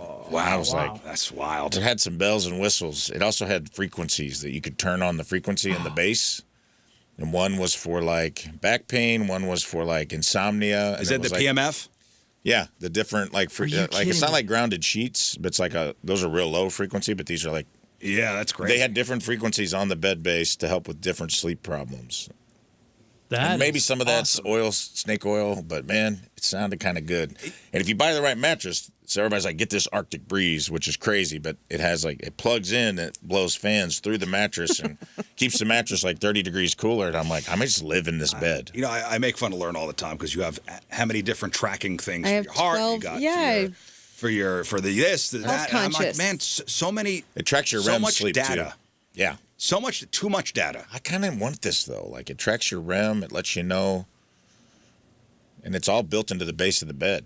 And it just goes to your phone, and you see the next day, like, how you slept. But see, I'm not interested in any of that. I like an analog bed that has no electricity involved. I just want it to be a mattress, and I want it to be soft. As do I. But I also want to sleep better. And if something raising my head up at night when I'm struggling and gasping for air, that's for literal health, like to stay alive. That's highly useful to me. To stay alive. I don't necessarily need to see all the other stats, but I'm like, well, this was a story. It was a study done out of a big university. Looked at 1,000 adults and found a surprising trend. So sleep apps are very popular, but they don't always improve sleep. In fact, for some people, they're making things worse. And there's even a name for it. It's called orthosomnia, and it means having an unhealthy obsession with getting perfect sleep data. I don't have this. So you start meditating on it, not working. So here are some more stats from the study. About 18% of users said sleep trackers made them more worried. Another 14% said it made them feel like something was wrong with their sleep. And younger adults felt it the most. And if you already struggle with insomnia, the effects may be even stronger. So listen, tracking your sleep could be helpful, especially if you have sleep apnea. Just don't stress over trying to have the perfect sleep. Right. Too much data is not necessarily a good thing. I'm with you on that. Yeah. And magnesium works great. Just take that. So they just had an election out there in North Korea. Mm-hmm. Ooh. Good for them. And I hope he stayed. I hope he's still in office. And North Korean elections are not like American ones where everybody's equally split. They're more like, are you pro-mosquito or anti-mosquito? And the mosquitoes are the ones asking. Yeah. That's how North Korean elections work. Right. It's a mess. North Korea just held an election, and the turnout was 99.9%. They're so because patriotic. it's required. Oh. And the supreme leader, Kim Jong-un, Come on. Give it got to me. 99.3% of the vote. Oh, my. 99.3% of the vote. That's notable, not for how high it is, but for how low it is. Yeah. Okay. People are rising up. Let's go. It's still 99.3%. For sure. People are still very afraid. But you know what? That's interesting because you watch any documentaries or read up on North Korean culture and stuff and like how this all came to be. And they have no idea about other things. They are literally cut off from the world. They are. And so critical thinking is not as big as it is here where we can see everything. They are cut. You ever see a satellite image of North Korea and South Korea at night? It's completely black. Yeah. Where South Korea, it's all lit up, and North Korea's got like one light on. Right. Yeah. Fascinating. So it's notable because it's the first time since 1957 that anyone voted against the regime. I wonder what's going to happen. Or for the first time that their state media admitted to it. Maybe Dennis Rodman's getting through. You know? Now, there aren't any official, but he's pro Kim Jong-un. Yeah, they're buddies. Maybe he's like working on the inside for like the CIA. Yeah, maybe. You know? I think yes. I could see him doing it. Yeah. The worm. There aren't any official numbers, but estimates say there are more than 18 million eligible voters in North Korea. And 0.07% of 18 million is around 12,000. So 12,000 very, very, very bold people said no. Man. Well, I mean, it just had, what was it, 2 or 3 weeks ago, those 2 or 3 teenage kids that were on the internet, they found out they were using the internet for social media. They killed them openly in the public square. I think people are starting to be like, you know what? This is ridiculous. There's no opposition in North Korea. You just vote for or against. Yeah, it's fascinating. And the votes are not secret either. So people online are saying that North Korea's population is about to drop by 0.07% in the next couple months. Damn, it's not private. So crazy, man. That is quite an act of defiance in a place like that, man. Yes, it is. And finally, I wonder if it's related to the whole. Isn't he trying to name his daughter as a successor? Yes. Going through all that right now. Yeah. I wonder if it's just like people that are like, I'd rather die than have a woman be in charge. And I'm like, that's crazy, man. That's crazy. Yeah. Huh. All right, so one final story here. If you're a guy who is never seen without a baseball cap, you've definitely had that moment of panic in the mirror. You're like, is this me wearing a hat? Is it making me bald? And there's a new report from a top dermatologist, and they've got the answer. Is your baseball hat making you bald? Yes or no? I'm going to say no. Well, if it is rubbing the hair off. No, I'm going to say no, though. I'm going to say yes. Because I wore them forever, and it didn't affect anything. You're suffocating it, the heat of your head. I honestly think if you're already suffering from male pattern baldness, it could accelerate the process. Okay. But I mean, I wear a hat. We're good. Yeah. I think yes, if you're already prone to it. A hat does not cause baldness. Okay. All right, a hat does not cause baldness. Most hair loss is an inside job. It's about your genetics, your hormones, or your health, not what you're wearing on your head. The only time a hat is a problem is if it's so tight that it's constantly pulling on your hair follicles. Yeah. That's called traction alopecia. If you aren't cinching it like a tourniquet, you're fine. It's mostly down, the real culprit here is something called DHT. That's the hormone that shrinks hair follicles. If your dad or your grandpa lost their hair, it's likely in your DNA. Other factors like high stress, low vitamin D, or even rapid weight loss, like from those new Ozempic-style meds, can also make your hair thin out. Now, can you fix it? If you catch it early, yes. The experts say minoxidil, like Rogaine, is still the gold standard for over-the-counter stuff. There's also transplants, but those will run you anywhere from $5,000 to $15,000. Insurance usually won't touch that bill. Interestingly, there's a whole movement now called bald maxing. Instead of spending thousands on creams and surgeries, guys are just shaving it off, leaning into the look, and calling it a day. So the bottom line here is keep wearing the hat if you want to. If the hairline's receding, blame your ancestors, not your hat. Thanks, Dad. Take a trip to Turkey. Take a trip to Turkey for a hair transplant. All right, that's your news. All right, let's finish off with sports. All right, sports sponsored by Chuck's Hot Chicken. Whenever you think about a hot chicken sandwich, you want the best in the state of Missouri, it's Chuck's Hot Chicken. Love Chuck's. All right, opening day, first pitch, 3:15, Busch Stadium, but the party starts way before that. We got pep rallies, we got pregame ceremonies, and yes, the Budweiser Clydesdales will be making their iconic lap around the field. But with tens of thousands of people flooding downtown, security is top priority. So Captain Christian Stamper of the St. Louis Police say there's a massive plan in place involving bikes, traffic units, and even plainclothes officers. Pro tip for the non-sports folks, if you're driving down, don't try to be frugal with your parking. Police are warning that most car break-ins happen when people park on side streets or unattended lots to save a couple bucks. Use attended lots. It's worth the peace of mind. For God's sakes, also, keep in mind that city leaders are discussing a stricter curfew for the weekend after seeing success with it recently.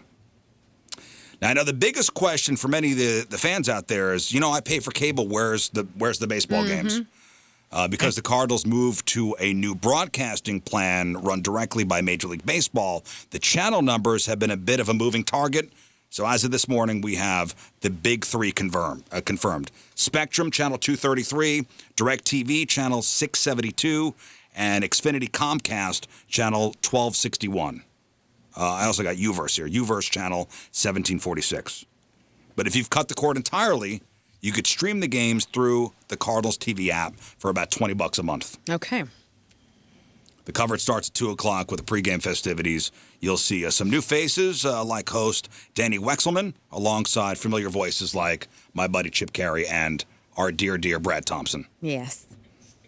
Such a baby face, that Brad. He's so handsome. Heck of an arm. On the field, it's a full circle moment for our starting pitcher, Matthew Liberatore. He's facing the Tampa Bay Rays, the team that originally drafted him. The biggest excitement, though, Lur knows at second base. Top prospect, J.J. Weatherholt officially making the roster and is expected to bat leadoff. I'm into him. Switching over to the ice, we had a major scare Tuesday night when the Blues beat the Capitals. Our star center, Robert Thomas, was tackled to the ice. He hit his head hard, didn't finish the game. Good news is, Coach Montgomery says, Thomas is fine. He cleared concussion protocol. He's all good. He missed practice yesterday for maintenance, but he is expected to play tonight when the Blues host the San Jose Sharks. In Kansas City, Patrick Mahomes is proving why they call him a generational talent. Just 3 months after tearing his ACL, he posted a video of himself dropping back and throwing the football. It's crazy. Diesel. Mm-hmm. Now, the ACL is a major ligament in your knee that keeps it stable. A tear usually takes 9 to 12 months of recovery. To be throwing and moving like that at the 3-month mark is incredibly fast. He is aiming to be ready for week 1 in September, which would be exactly 9 months after a surgery. Be awesome. He's always done that, not the Tom Brady stuff, but he had a specific trainer that he used for a lot of explosive drills and things like that in the offseason. I'm wondering if that's paying off with recovery. Because he's always, they always make fun of him for having a dad bod, but the dude does work out crazy in the offseason. The NBA took a massive step yesterday towards adding some new teams. Owners voted to start exploring expansion into Las Vegas and Seattle. Seattle doesn't want a team. They approved it once. So does St. Louis, I guess. But yeah, no talk of St. Louis. Come on. From what I saw. That's ridiculous. Finally, for the March bracket lovers, the Sweet 16 begins tonight. The biggest game for us is number 3 Illinois facing number 2 Houston. It'll start around 9 o'clock our time. Illinois hasn't been to the Final Four since 2005, and Houston is looking for redemption after losing the title on the final shot last year. I think I got Illinois winning. Tonight? Yep. Yeah, I do as well. Fantastic. All right, that's your sports. One final break. We'll come back, and we'll wrap her up. All right, that is it for us. Don't forget to vote in our final group of round 1 matchups for March Movie Mayhem. 1057thepoint.com or on the Point mobile app. If you missed anything on the program today, make sure you check out the clip of the day brought to you by Michael's Flooring. Also, the podcast brought to you by Dobbs Tire and Auto Centers. And the podcast is titled Letters from Gretzky and the Ebenezer Scrooge of Peanuts. All right. Scott, what else? Follow me, King Scott Rules. Also coming up on Saturday, April 4th or 5th, whatever that Saturday is, I will be over at St. Louis Family Church, and we're going to be doing the big Easter egg hunt. It's going to be a lot of fun. And also, 29th, I'll be over at the zoo doing a fun thing with my buddy who's releasing a book called August Saves the Zoo. It'll be fun. All right. Learn. Just breaking news. 29 tickets remain for the Collinsville Miners Theater Show for Lane Narrows and Close Quarters coming up on April 5th, which is a Saturday. And so I would love to see you. If you have never seen our band before, we play classic rock covers, and it's going to be a really good night. So please come and see us. Thanks. Rafe. Low ticket alert. Low ticket alert. Another low ticket alert. Both of my early shows, Friday and Saturday night at the Funny Bone. High ticket alert. My late show on Friday. Please buy tickets to that. What time is that one? I think it's at 9. 9 or 9:30. But, yeah, that one, I need to move some more ticks on that one. It's doing good, but I'd like to Come on, let's get tickets for that late Friday show, guys. Yeah, come on out Let's late go. Friday. Be a good late Friday crowd. Don't be a stinker. And in about an hour, I'll be at St. Charles Community College for the Impact Life Blood Drive. So come out. I'm giving up 16 pints of blood. The least you can do is give up one. So come on out. Donate. It's for a good cause. And be a good time. Might I just say, Westport, they've really done it up over there. So it's really nice. They got a great restaurant. Basso's right there. Great restaurant. Mm-hmm. Go to dinner. 7 o'clock dinner reservation. Yes. And then go see Rafe at 9 o'clock. There's still Hooters over there, too. Is there? What was that Kobe beef place? And now that you can go watch, there's people out in the quad watching movies. And Oh, yeah, they serve drinks out there sometimes. Trainwreck's still there. awesome. It's still Make a killing it. whole evening of it. Oh, yeah, after the show, go dance at Trainwreck. Westport's back, baby. Well, It's- even the 9 o'clock show, go early, pregame, get nice and hammered. Don't get too hammered. And but Rafe loves when you talk back to him. Yeah, Yes, heckle it's him. my favorite. Heckle the hell out I of love him. it when you're too drunk to understand what I'm talking about, too. And hey, if you got a bachelorette party, Bring them plenty out. of tickets left. Plenty of tickets left. It's going to be a dude show. Bring the ladies. You got 100 drunk bachelorettes. Come on. Bring your penis straws. Let's Bring 'em go. on. Let's go. Yeah. It's your night, Samantha.